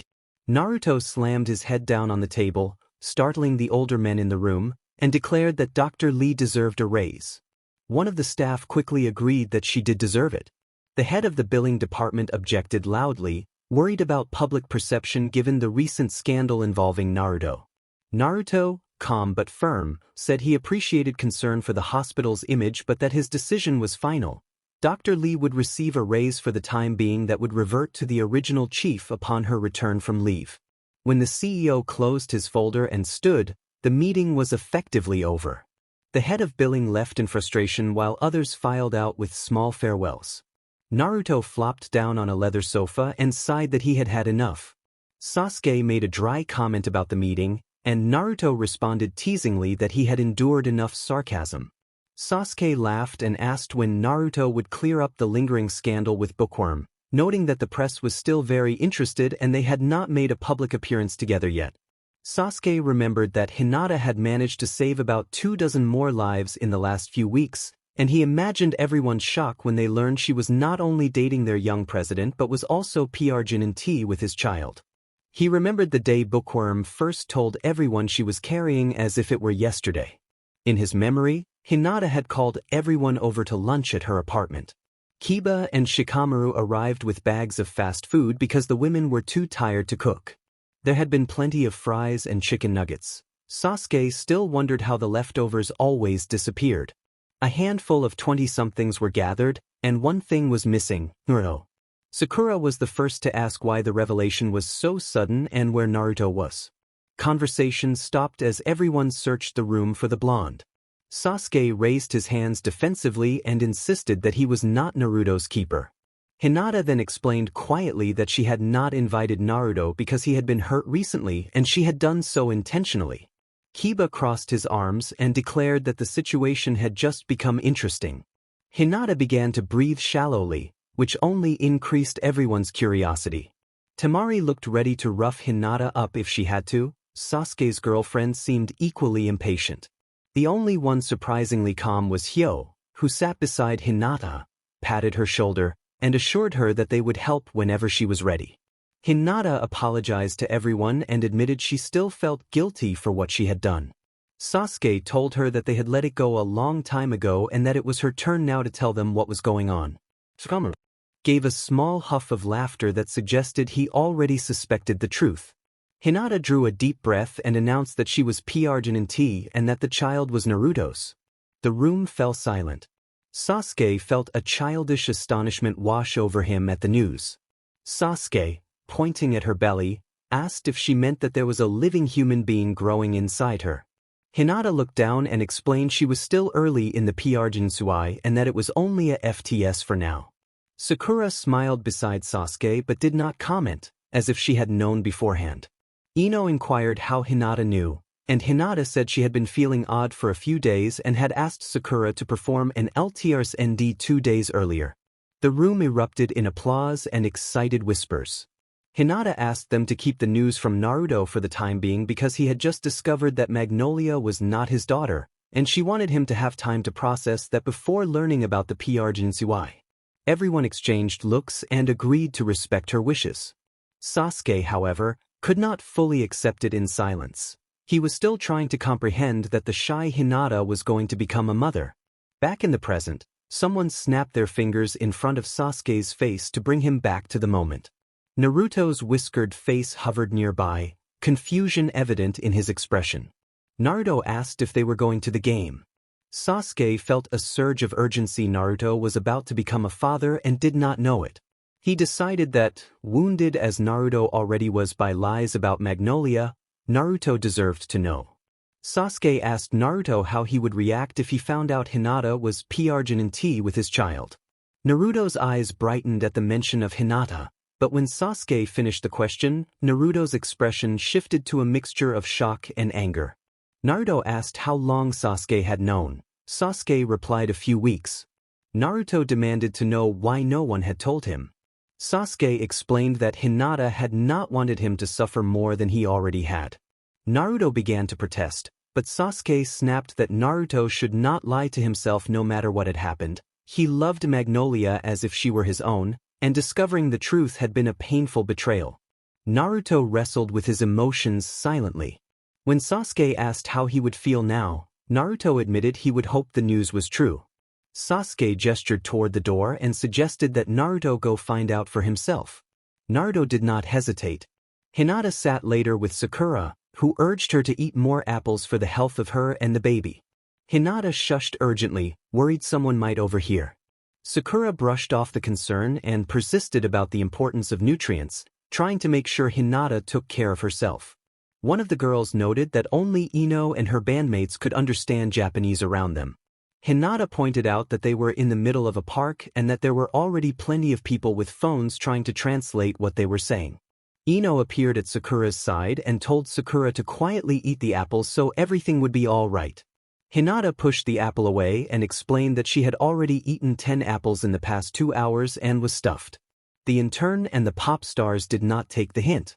A giant screech of tires pulled everyone's attention. The door of a nearby car burst open and Naruto arrived at the fountain in the park in his suit from that morning, running straight toward them. Jason followed right behind him. The group backed up a bit as Naruto reached Hinata. Hinata sat on the edge of the white marble fountain and watched his every step. Naruto's blue eyes scanned her, though he did not appear out of breath despite having sprinted. Jason, however, stood gasping for air. Naruto's gaze kept searching frantically, giving Hinata the sense that he already knew something. Naruto told her to stand up quickly, and she obeyed, acutely aware of the thousands of people watching. He took a couple of breaths and then asked if what everyone suspected was true. He asked directly whether Hinata was P-Argin-T. Hinata felt a cold realization at the sight of his anger. She nodded once. Naruto's blue eyes widened and he began pacing as Hinata mentally wished she could disappear. She had kept the secret to protect him, not to hurt him, but he felt betrayed. The crowd started whispering and she knew she needed to leave. As she tried to pass him, Naruto grabbed her arm and closed his eyes. Hinata told him gently that she was going to leave him to think for a bit. Naruto murmured that he did not need to think about it, that he had already thought it over long and hard. Behind them, Jason whispered to Sakura that Naruto had taken the long way across the city just to get there. Sakura nearly smacked Jason for diverting her attention. Bubbles was translating for Gie and seemed fascinated by her own performance, while Hyo waited for the right moment to fangirl. Naruto opened his eyes, his expression unreadable. He asked if he should begin. Hinata wondered what he was going to say. He spoke loudly enough for the entire park to hear and reflected on the past 8 years, admitting he knew she had resented him for not keeping a promise and for letting her go. He said he should have kept her close and that he had been a boy when he had failed her. He confessed that he had realized he loved her from the first day at Konoha High when she had answered a question in biology class, and though he had not said anything then, he had found her interesting from that moment. Hinata felt warmth at his words and struggled to follow where this was heading. He acknowledged that he had understood his love too late and vowed never to let her go again unless it cost him his life. When Naruto released her arm and dropped to one knee, Hinata realized the moment and nearly cried, despite the many phone cameras pointed at them. He admitted he knew their life would become more complicated from that point on, but he was ready to face the challenges with her. He pulled a small black box from his pocket and opened it to reveal a golden band with his name on it. He asked Hinata Lee to help him face those challenges as his wife and the mother of his children. Hyo shouted that all their Naruhina fans would be devastated otherwise, urging Hinata to say yes. Hinata had never intended to refuse. She said yes, and tears came quickly afterward. Naruto looked relieved, as if the speech and the question had been all he could hope for. He stood and slipped the ring onto Hinata's left ring finger, then opened his arms. Hinata ran into them without hesitation and they embraced tightly, sharing a heartfelt kiss. Naruto spun her around once in a private, joyful moment. In the distance, Sakura chuckled to Ino about what a certain MTV personality might say the next day. The group tried to keep cool for the cameras, but the proposal became the hottest story online. Headlines that morning made Naruto's proposal a trending topic. Hinata decided it was time to let the media know her full name. The next morning the group sat around the television eating the watermelon pancakes Hinata had made. Hinata had been up since 5 after talking with Naruto, who still hoped a wedding could be planned overnight. She laughed into the phone and told him that weddings generally took months to plan. Naruto only groaned at the idea. Naruto said that he just wanted to marry her right now and get it over with no media involved. Hinata smiled to herself and thought that she would actually really like that right now. Bubbles shushed everyone and announced that the show was on. The friends in the living room fell silent. Ino, Temari, Bubbles, and Tenten sat on the carpet in front of the coffee table while Hyo took the center seat. Hinata was wrapped in a warm blanket beside Sakura and Ji, their attention split between pancakes and the television. The reporter on the screen looked unusually flashy, but Hinata decided to call it a flashy outfit rather than anything indecent.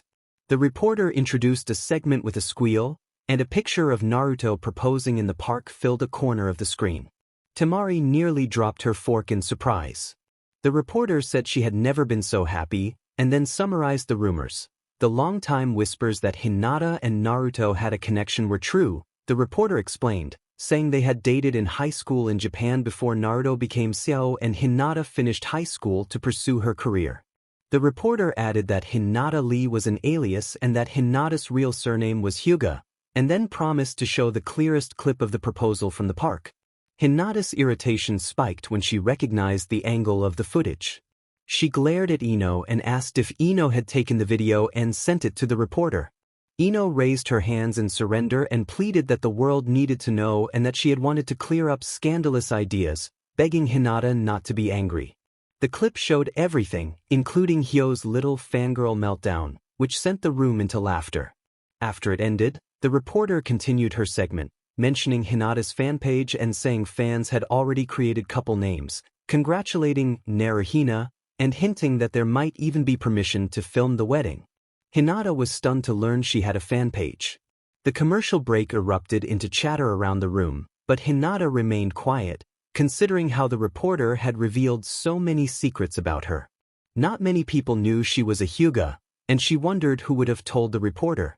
She dismissed Ino and the rest of her friends as unlikely betrayers. They cared for her too much to harm her image. The question of who had leaked the information nagged at her. A knock at the door silenced everyone. Since it was her apartment, Hinata answered, stepping carefully over the scattered suitcases and reminding herself that the friends weren't leaving until the place was tidy. When she opened the door, Her body froze as she recognized the visitor. She saw her father standing there, looking professional in business attire and accompanied by a man who appeared to be a security agent with an earpiece. He dismissed the guard with a wave. Hinata nodded once to the girls sitting on the floor to reassure them and closed the door behind her. She had not seen her father in about 2 years on purpose. Their previous encounters had been tense, with him more concerned about arranging a marriage to secure his will than about her feelings. She remembered how he had once dismissed Sasuke as a potential match because he lacked parents and might not make sensible decisions. Her father told her that she must know why he had come. Hinata said she could only guess and looked at her bare toes. He admitted that he did not know how to respond to everything that had happened. Hinata told him, as politely as she could, that it was her future and her decision, and that she loved Naruto and had agreed to marry him. Nothing could change her mind. Her father said he understood. Hinata said the conversation was over and began to turn back into the apartment, but her father, in a tone she had not heard from him since her mother's death, confessed that he was upset she had shut him out of her life. The memory of that old lie about her mother's death surged in Hinata's chest, and she tried not to lash out. She remembered the chaotic, cinematic scene from her childhood when a violent confrontation had unfolded, a gun had been involved, and her mother had collapsed while she slept in the next room, unaware. The memory made her bite her lip and keep her temper in check. Her father called her name, and Hinata murmured that she had learned something recently. He heard her. I demanded that he tell me something about my mother that he had never revealed or had lied to Hanabi and me about. I did not need to look at his face to feel all the guilt radiating from him. I asked whether our mother had not died of cancer. Father took a breath and told me that she had died of cancer. I froze. Father admitted that he should never have agreed to let Shikamaru and Kiba drag me into such a dangerous situation. I spun toward him, blaming those friends for forcing the truth out and demanding again whether my mother had died of cancer. Father replied as softly as he could that yes, she had. I struggled to understand what that meant. My father began by explaining that my mother had been pregnant with Hanabi when Orochimaru attacked that night. Hanabi had arrived a month early because the doctors had to perform a C-section after my mother sustained injuries during the encounter. She had already been weakened by liver cancer diagnosed a few months before the attack, and after the operation the cancer progressed quickly, taking her life a few months later. His voice cracked as he finished his brief account of my mother's death. I needed time. I had never talked or thought much about my mother. The more I did, the harder it became to accept that I had no one to raise me. I did not comfort myself with ideas of her watching over me. My training as a scientist and a doctor left little room for that kind of faith, yet the loss still lingered. I glanced at my father. He was doing his best to hold himself together. I had never seen him so vulnerable. I had avoided this conversation for years because I knew how hard it must be for him. He had loved my mother deeply, and his love had shown in the fact that he had never remarried. I looked away, ashamed that I had caused him this pain. He was usually so stoic, never revealing his true feelings even to his own blood, and I did not know how to react to this sight of him. Naruto's sing-song voice called out my name, cutting through the quiet. I turned toward the black steps and saw him walking up in casual clothes, a big, goofy smile on his face that instantly faded into surprise when he recognized who I was with. My father's previous display of emotion vanished as he cleared his throat and settled back into a composed demeanor.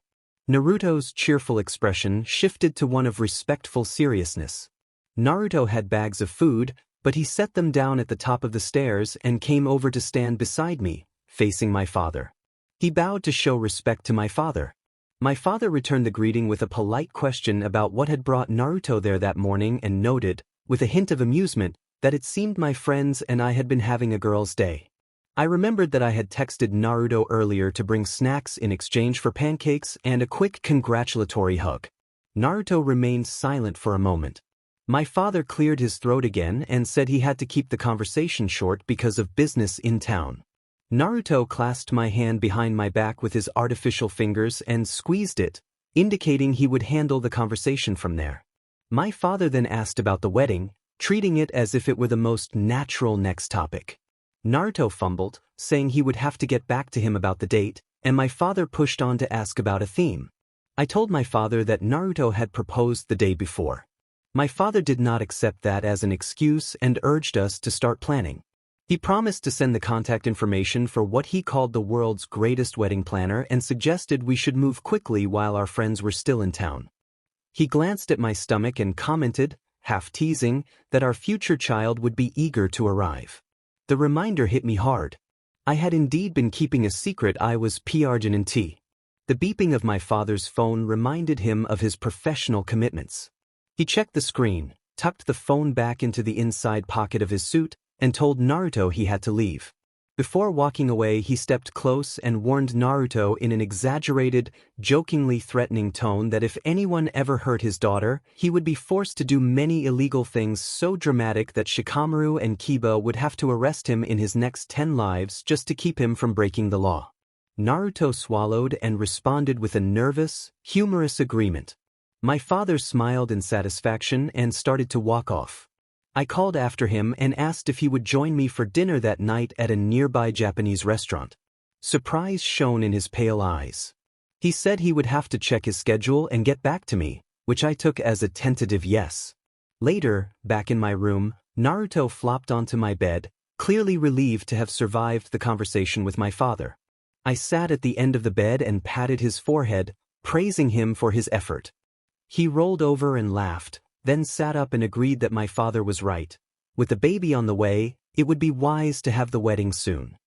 He placed his hand gently over my still flat stomach and asked if the baby was kicking. I shook my head and explained, in the straightforward, clinical way my training encouraged, that I had only been PRGNT for about a month, roughly 4 weeks. I described how the early embryo was developing, how the structures that would support and nourish the baby were forming, and how the early sheet of cells had begun to create the neural tube that would eventually develop into the brain, spinal cord, and backbone. Naruto blinked and joked that I sounded like human Wikipedia. I pushed him playfully and reminded him that second-year medical school focused heavily on development. He asked me to put it in simpler terms than Sasuke would use. I laughed and recounted how, when I had announced my PRGNcy everyone, one friend had pointed and asked if a human being was actually in my stomach. Naruto claimed he had done better, insisting he had not been as blunt. He wrapped his arms around me and said that despite everything, I loved him. I rested my cheek against his warm chest and thought about how lucky he was that I did. The door to the room suddenly burst open, and Hyo barged in, calling for food and holding a hand to her mouth in exaggerated hunger. She stopped when she realized she had interrupted and apologized, saying she would fetch Sakura to take care of the feeding. She told them to go back to their quiet romantic moment and then left. And she was gone. Naruto said softly that he was worried about that one. She said she was too. He rested his chin on her head and told her that more important things needed to be discussed, asking when and where she wanted their wedding to be. She played with his small crystal necklace as she thought. Hinata's point of view. Naruto told her that he was going to change the channel, his whiskered cheeks wrinkling in disgust as he complained that he did not understand her obsession with the show and called it about people with silly powers. Hinata rolled so she was facing her fiancé's confused face and told him not to insult the Vampire Diaries because it was important to her. Naruto chuckled and said he understood, but that her attention was never on him. Hinata mumbled that he had her attention every other minute of the day and thought to herself that she still could not get enough. He stretched his hands into the air, exclaiming his amusement. When the doorbell rang, Naruto groaned and reminded her that they had been talking about spending time together. Hinata said she would get it. He lay back and asked her to shoo the visitor away so they could have more cuddle time. She glanced at her lazy fiancé one last time and headed to the door, thankful they could keep their relationship private despite the intrusive questions fans asked in public about their lives. Fans often asked about their relationship and the wedding. She imagined Sakura would glare at anyone who pressed too far. Hinata unlocked the door and found a striking woman standing there with jet black hair in curls and oversized sunglasses that hid her eyes. The woman wore a maroon sleeveless top and short dark shorts with very high black heels. Hinata noted the contrast with her own dark purple hoodie and sweats and felt she had grown too comfortable around Naruto. The visitor asked if this was Naruto Uzumaki's house, and Hinata nodded that it was. When the woman removed her sunglasses, Hinata saw vivid blue eyes and felt a small intimidation at the woman's presence. The woman smiled and identified Hinata as Naruto's fiancée. Naruto sang out in greeting from inside, asking what was taking her so long. The visitor sighed that Naruto had not changed at all since they knew him. Hinata asked if the woman knew Naruto, and the woman nodded, saying they had gone to high school together before Naruto transferred. Naruto appeared in the hallway, and when his eyes landed on the visitor, the life in his face vanished, replaced by a hard, cold look that made Hinata uneasy. The visitor put her sunglasses into a large purse and said it had been too long. Naruto stepped forward and asked if it had been about 9 years. Hinata asked who the woman was. Naruto's ocean blue eyes flicked to Hinata before returning to the woman as he revealed that the woman was Nina Henderson, Magnolia's real mother. Nina did not seem affected by Naruto's glare as she took in the dining room with interest. They all sat at the dining table, Hinata beside Naruto, Nina directly across, ready to be questioned. Nina complimented the house and said she had not expected Naruto to be so well off. Naruto snapped at her to stop pretending and demanded why she was there, accusing her of not caring about Magnolia's life when she had left Magnolia with Van and Valerie. Nina asked how Magnolia was. Naruto sprang up and hit the table in anger, telling Nina not to pretend she cared. Hinata grabbed his bicep to calm him down, and he sat back with a sulk, though his glare did not fade. Hinata explained that Magnolia was fine and did not yet know about her true parents. Nina turned her attention to Hinata and asked if Hinata knew everything. Hinata said she had found out at the same time as Naruto. Nina inclined her head, accepting the answer. Seeing Naruto too angry to negotiate, Hinata suggested that he take a break and go to the game room while she spoke with Nina. Naruto protested, but Hinata gave him a firm look and he understood that she would handle the conversation calmly. He pushed his chair back and retreated to sulk in the game room. Nina smiled and remarked that Hinata had Naruto pretty well wrapped around her finger. Hinata admitted that he could be difficult and it had not been easy. Hinata asked Nina why she had done what she did. Nina sighed and began to explain. She said that her mother had been diagnosed with leukemia the year before Nina became P-Arginine with Magnolia. Her father had turned to alcoholism as they struggled to pay for treatment, and Nina's family had fallen apart. To survive, Nina turned to drugs and alcohol and made desperate choices to get money. Van had felt sympathy and tried to help, though he had his own family problems. When Nina confronted Van about their situation, events led to her discovering she was P-Arginine with his daughter.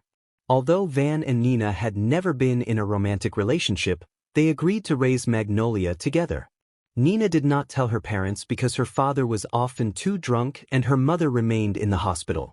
One night, Valerie offered a way to get the Uzumaki Hospital's CEO to approve affordable treatment for Nina's mother, but that would require Nina to move. By then, Nina was already 8 months P-Arginine. Valerie had explained that after the treatment, Hinata's family would not be able to raise the child, so she had arranged for Naruto, the godson of the CEO, to be deceived into taking responsibility. That was how the moving and transferring had happened. Van, Valerie, and Nina had never meant to drag Hinata into all of it, Nina admitted, and when Nina heard on the news that Naruto had proposed and that Hinata and Naruto had a long history, Nina had felt the two of them needed to know the truth. She had said she was willing to tell everything even if Naruto happened to be eavesdropping from the top of the stairs. Hinata did not accuse Nina or threaten her. She did not feel anger, she forgave Nina for past mistakes. Hinata admitted to herself that she understood desperate choices made to survive, and she recognized the cost of medical treatments from the life she led. Hinata asked Nina how her parents were doing, and Nina replied that her father had sobered up and her mother's leukemia was under good control. Hinata smiled and then asked where Nina was staying. Nina explained that her modeling job had transferred her back and that she would be around for a while. Hinata tapped her finger on the table and asked whether Nina intended to reclaim Magnolia. Nina answered that she would try her best and that she owed Valerie and Naruto for taking care of Magnolia. She said she had missed much of Magnolia's childhood and that when Van finished his time in prison she would try to win him back. When Hinata asked if Nina still loved Van, Nina admitted she always had, though Van had been too busy picking fights with Naruto to pay attention to anything else. Hinata crossed her arms and warned Nina that Van had tried to steal Hinata from Naruto. Nina looked shocked, and Hinata said she would give Nina the prison address so she could visit him and asked Nina to tell Van not to get jealous, reminding her that his life had been on the line before. Nina nodded repeatedly and thanked Hinata for everything. Hinata told her that Magnolia would be home that night and that Nina could talk to her then. Hinata exhaled. She had expected a formidable woman, given how Naruto and Van had described Nina, but instead she had found someone trying, in her own way, to atone for past wrongs. Naruto approached and wrapped his arms around Hinata's shoulders, telling her that she had handled the situation far better than he would have. Hinata kissed his whiskered cheek and told him to go make lunch. Later, Naruto reflected that Magnolia's temper resembled his own. 2 days earlier he had been angry with Nina for showing up unannounced. Now Magnolia was throwing a tantrum right in front of him, early in the morning. Magnolia screamed at the top of her lungs that nobody had told her, tears and mucus SNG down her face. Naruto stood with his arms crossed and watched his assumed daughter. Magnolia's real mother and her aunt stood facing Naruto and Hinata. Valerie covered her face in embarrassment while Nina looked stunned. Naruto had not fully forgiven Van and Nina for what they had done, but after hearing the circumstances and knowing Nina could now provide for the child as a successful model, he understood why Nina had returned to take responsibility. For almost a decade, it had felt more like babysitting than anything else. Magnolia, however, was not taking the revelation well. Naruto groaned and told Magnolia to grow up a little, but Magnolia shouted that everyone had lied to her and that she did not know who to trust anymore. Naruto, losing his patience, insisted that he had not known either. Hinata pinched Naruto's side and told him to let her handle it, reminding him that she was Magnolia's idol. Naruto cautioned her to be careful because Magnolia was practically his clone. Hinata stepped forward, and Magnolia's crying stopped. Hinata crouched, wiped the child's cheek, and told her that it was okay. Hinata explained that Magnolia deserved to know the truth, but that her parents had been doing everything they could to make her happy. Hinata said that Magnolia's real mother had gone through a tough time but still wanted her to have an amazing life, which was why Magnolia had been raised by her aunt and Naruto.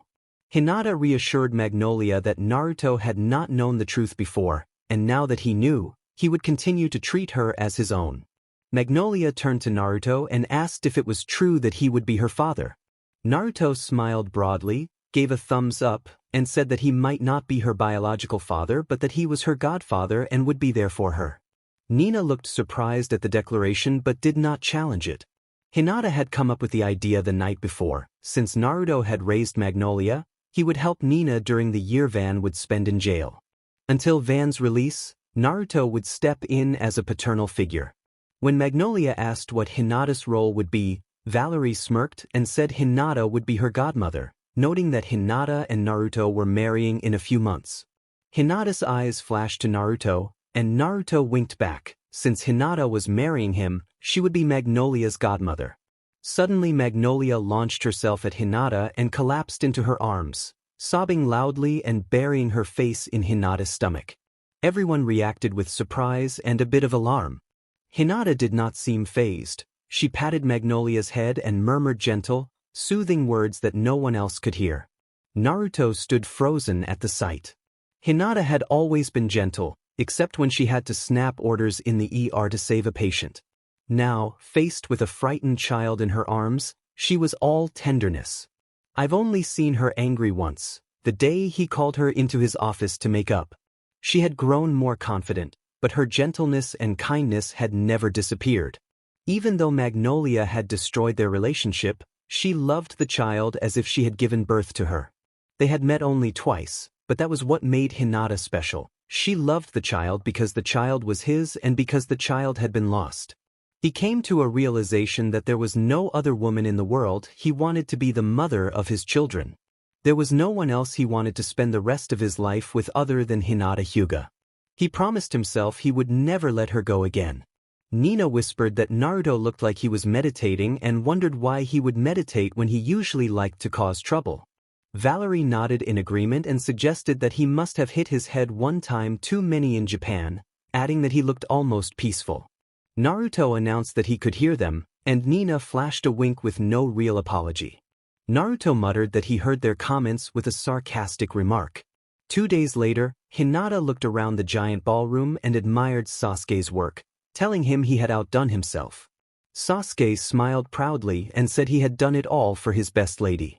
Naruto chuckled and told Hinata that there was no way she would believe this was just a simple high school reunion.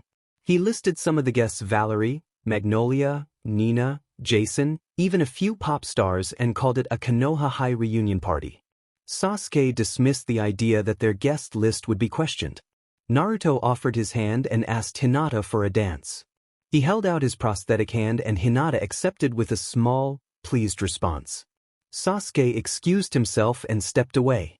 As Naruto led the way to the dance floor, Hinata noticed that Sai had asked Ino to dance as well. She silently hoped for their reconciliation because their breakup had been over business, not feelings. Hinata reflected that Ino needed someone calm like Sai to balance her energy, just as Sakura needed Sasuke and she needed Naruto. Naruto murmured that the moment might bring back memories.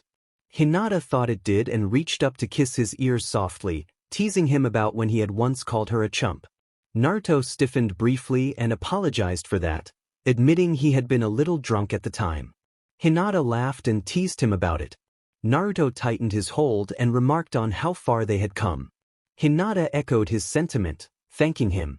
Naruto pulled back enough to look into her eyes and insisted that she was the one to be thanked. Leaning down, Naruto pressed his lips to hers in a soft, tender kiss that left Hinata feeling utterly moved. Hinata admitted to herself that previous vows not to fall for Naruto no longer applied. She could not imagine her life without him. He had become essential to her happiness. She told him she was ready to take the next step in their lives together, and Naruto winked, noting that it felt like the beginning of everything. Hinata's chapter concluded there. Naruto closed the last folder denying the transfer of their most valuable resident to a hospital in Germany. Jason took the maroon folder and remarked that the resident remained in high demand. Naruto sighed and leaned his head on the table, not wanting to be reminded of the constant pull on their staff. His secretary announced that they were done for the day and prepared to head home. Naruto asked the secretary to say hello to Mimi for him when he saw her, and the secretary lit up at the mention of his new fiancée. Naruto glanced at the golden band around his ring finger and smiled. He had his own special woman waiting for him at home. After locking the filing cabinets and tucking his laptop into his backpack, he decided to make a quick visit to the labor and DLVRY floor. Skylar, the MDWF and one of his wife's newest friends, waved to him down the hallway and he returned the greeting as other staff acknowledged him respectfully. At room 5647, Naruto knocked and entered. A nurse about to leave bowed her head quickly and disappeared down the hall, and Naruto wondered to himself why she had seemed so shaken. Sasuke's tired voice called a greeting from inside, and Naruto pushed the curtains aside to enter. Sakura was awake in the hospital bed with a smile, and Sasuke sat on the small sofa beneath the window watching over his wife and their newborn. Naruto asked how the baby was, and Sakura reassured him that Sarada was fine. Naruto asked whether the baby was ready to meet her uncle, and Sasuke chuckled that Naruto's face might be a bit much for the newborn, teasing him to stay away for a while. Naruto bristled and told Sasuke to be quiet. Sasuke mocked him back in jest. Sakura intervened gently, and the banter fell away. Naruto checked in one more time, said his goodbyes, and hurried off toward the emergency room, aware he was already 15 minutes late and not wanting to keep his wife waiting. When Naruto burst into the scene was chaotic. Doctors and nurses were moving quickly, triaging the injured and guiding people to treatment areas. Dust and debris covered the floors and the clothing of those who had come through, and the air smelled of smoke and the metallic tang of alarms. People were being carried on stretchers or guided by staff between rooms while family members called out for loved ones. The atmosphere felt like a frantic, action-packed sequence from an anime. Naruto grabbed a nearby nurse and demanded to know what had happened. The nurse explained that a 22-story office building had collapsed. Naruto asked where Dr. Uzumaki was, and the nurse replied that she was in an emergency room treating the building's president. A hospital nurse informed Naruto that the injured man from the top floor was in the worst condition. Another staff member described that the man had suffered multiple severe injuries from the fall, including major damage to a leg, facial fractures, internal trauma, and a head injury. Naruto asked whether he would survive, and the nurse admitted she did not know. The nurse added that Hinata was doing everything she could for him. A voice over the intercom called for the family of the injured president to report to one of the recovery rooms, and the announcement pulled Naruto out of his daze. He understood that only when they arrived would they know the fate of the man. Either he would be sitting up, grateful to be alive, or there would be finality to accept. In the waiting room, Naruto noticed a woman about his age holding the hands of two toddlers who could barely walk, followed by a very old woman. When the old woman stumbled, Naruto stepped forward to steady her. The old woman looked at him with eyes wet from waiting and thanked him. Naruto offered to help her walk and lifted her slightly to steady her footing. The woman's daughter gave Naruto a grateful look as they moved toward the recovery room. The recovery room was crowded with injured workers and anxious families, everyone waiting for news of the president. Some bandaged workers sat with tears in their eyes. The old woman clung to Naruto's arm with worry, and Naruto covered her wrinkled hand to reassure her that they would find out soon. Naruto thought to himself that he trusted Hinata, but given the nurse's earlier words, the situation sounded worse than anyone had hoped. Because he had sustained the most injuries, the president had been moved to his own special room. At the doorway, Hinata's wife hesitated before opening the door. Her mother-in-law steadied her and she turned the knob. The room fell silent as they entered. Nurses and specialists stood around the bed with heads bowed. Naruto began to ask whether the patient was awake, and the heads in the room shot up in surprise. Hinata stepped forward, her face showing relief as she confirmed that she was there. When the patient stirred, Hinata warned him not to move, explaining that movement could reopen his stitches and jeopardize his recovery. The wife pushed past some specialists, while her twins stumbled but managed to steady themselves by holding onto her leg. The wife grasped the patient's hand and told him she was there. The elderly woman with Naruto sobbed and sank to her knees, thanking Hinata for saving her son. Hinata crouched before the old woman and told her she was only doing her job. That night, when Naruto and Hinata arrived at a friend's house, Kiriko, Itachi's wife, greeted them and asked whether something had happened. Hinata smiled and explained that in Los Angeles unexpected building collapses and last-minute emergencies were common. Naruto told Kiriko to watch the 10 o'clock news to see Hinata, and Kiriko nodded. Their son announced their arrival with excited stomps and a loud, gleeful cry for his parents. A 2-year-old blonde boy burst into the hallway behind Kiriko, carrying a small winter jacket in one hand and his shoes in the other. He slipped but recovered and ran toward his parents. Naruto released Hinata's hand in time to scoop the boy into his arms and lift him up, playfully warning him that daddy needed room to breathe. Hinata accepted the little backpack from Kiriko and confirmed a babysitting plan for the next morning, then hugged Kiriko in thanks. The boy called out his goodbyes as they left. As they walked to the car, Hinata gently scolded their son to put on his jacket and shoes. Naruto thought that the child's stubborn streak must come from him and smiled. Later at home, Naruto watched as Hinata bent over the crib and kissed their little boy's forehead. The boy reached up and kissed Hinata's cheek and wished them both a good night. Hinata and Naruto exchanged a quiet good night, and when the door closed they both released a sigh of relief. Naruto's phone began to vibrate. He answered and recognized the familiar voice of a friend who teased that Naruto had forgotten to book a hotel and was busy with Hinata. Naruto replied that he had been busy and reminded his friend that he had given Nina a coupon to stay at the Marriott. The friend joked about waking their son, and Naruto warned him before ending the call.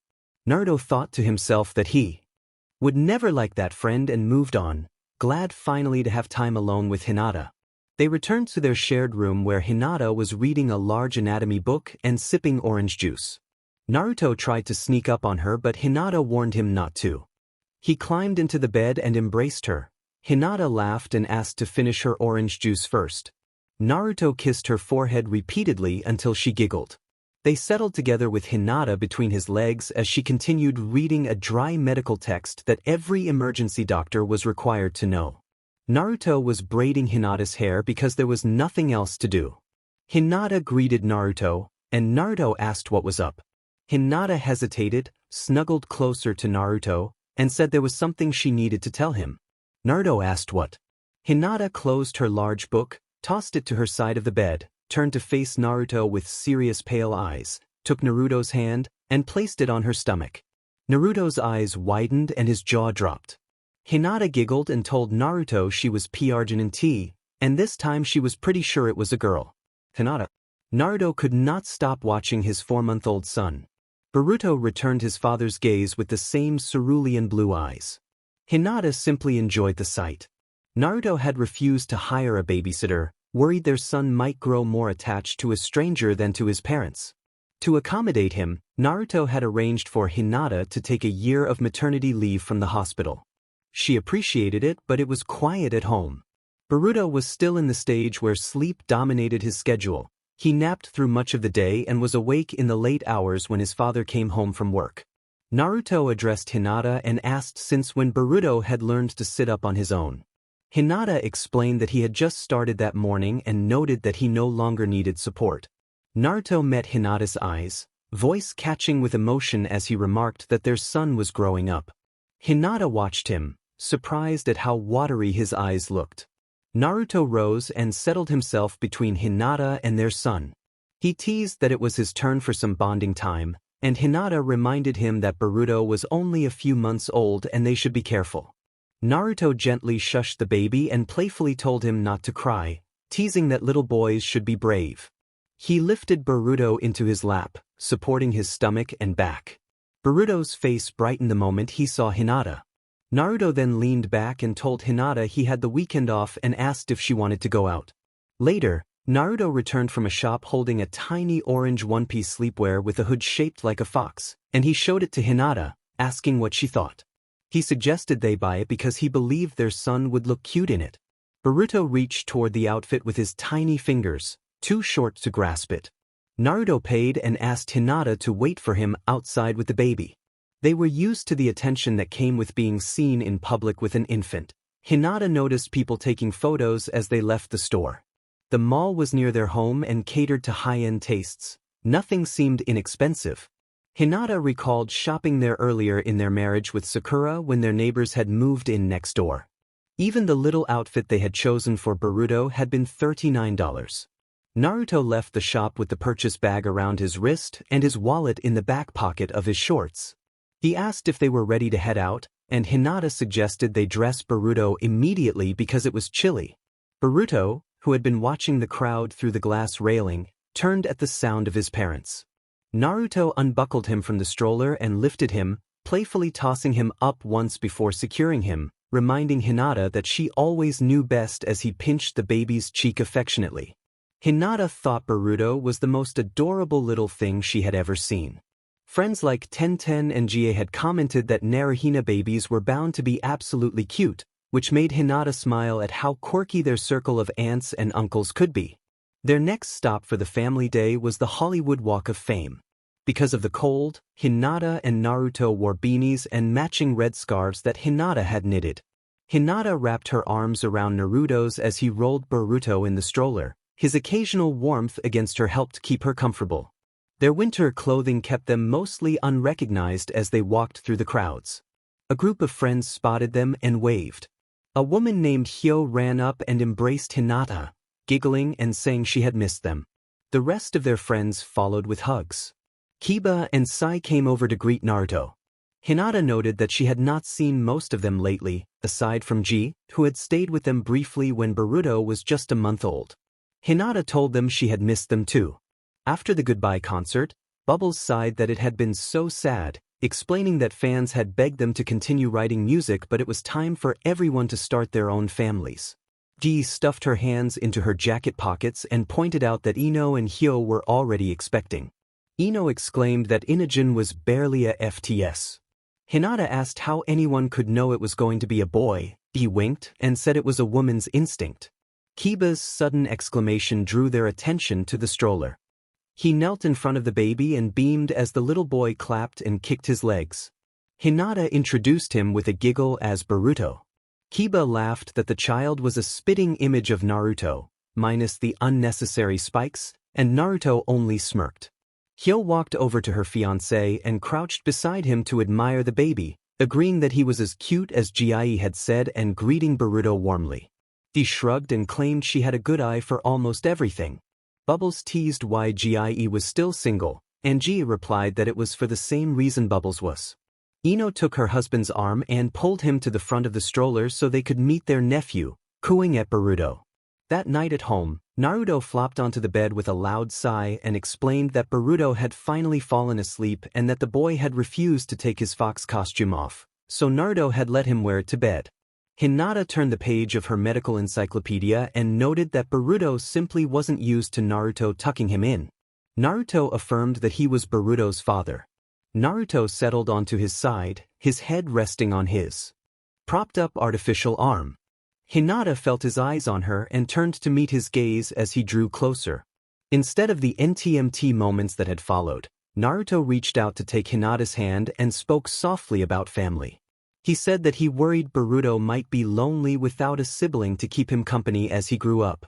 Hinata laughed and pointed out that Boruto already had a father who played with him whenever he could. Naruto admitted he could do better, then added that, more importantly, he wanted to raise another child with Hinata because he loved her. They held a quiet, tender moment together with their foreheads resting against one another as Naruto searched her face for an answer.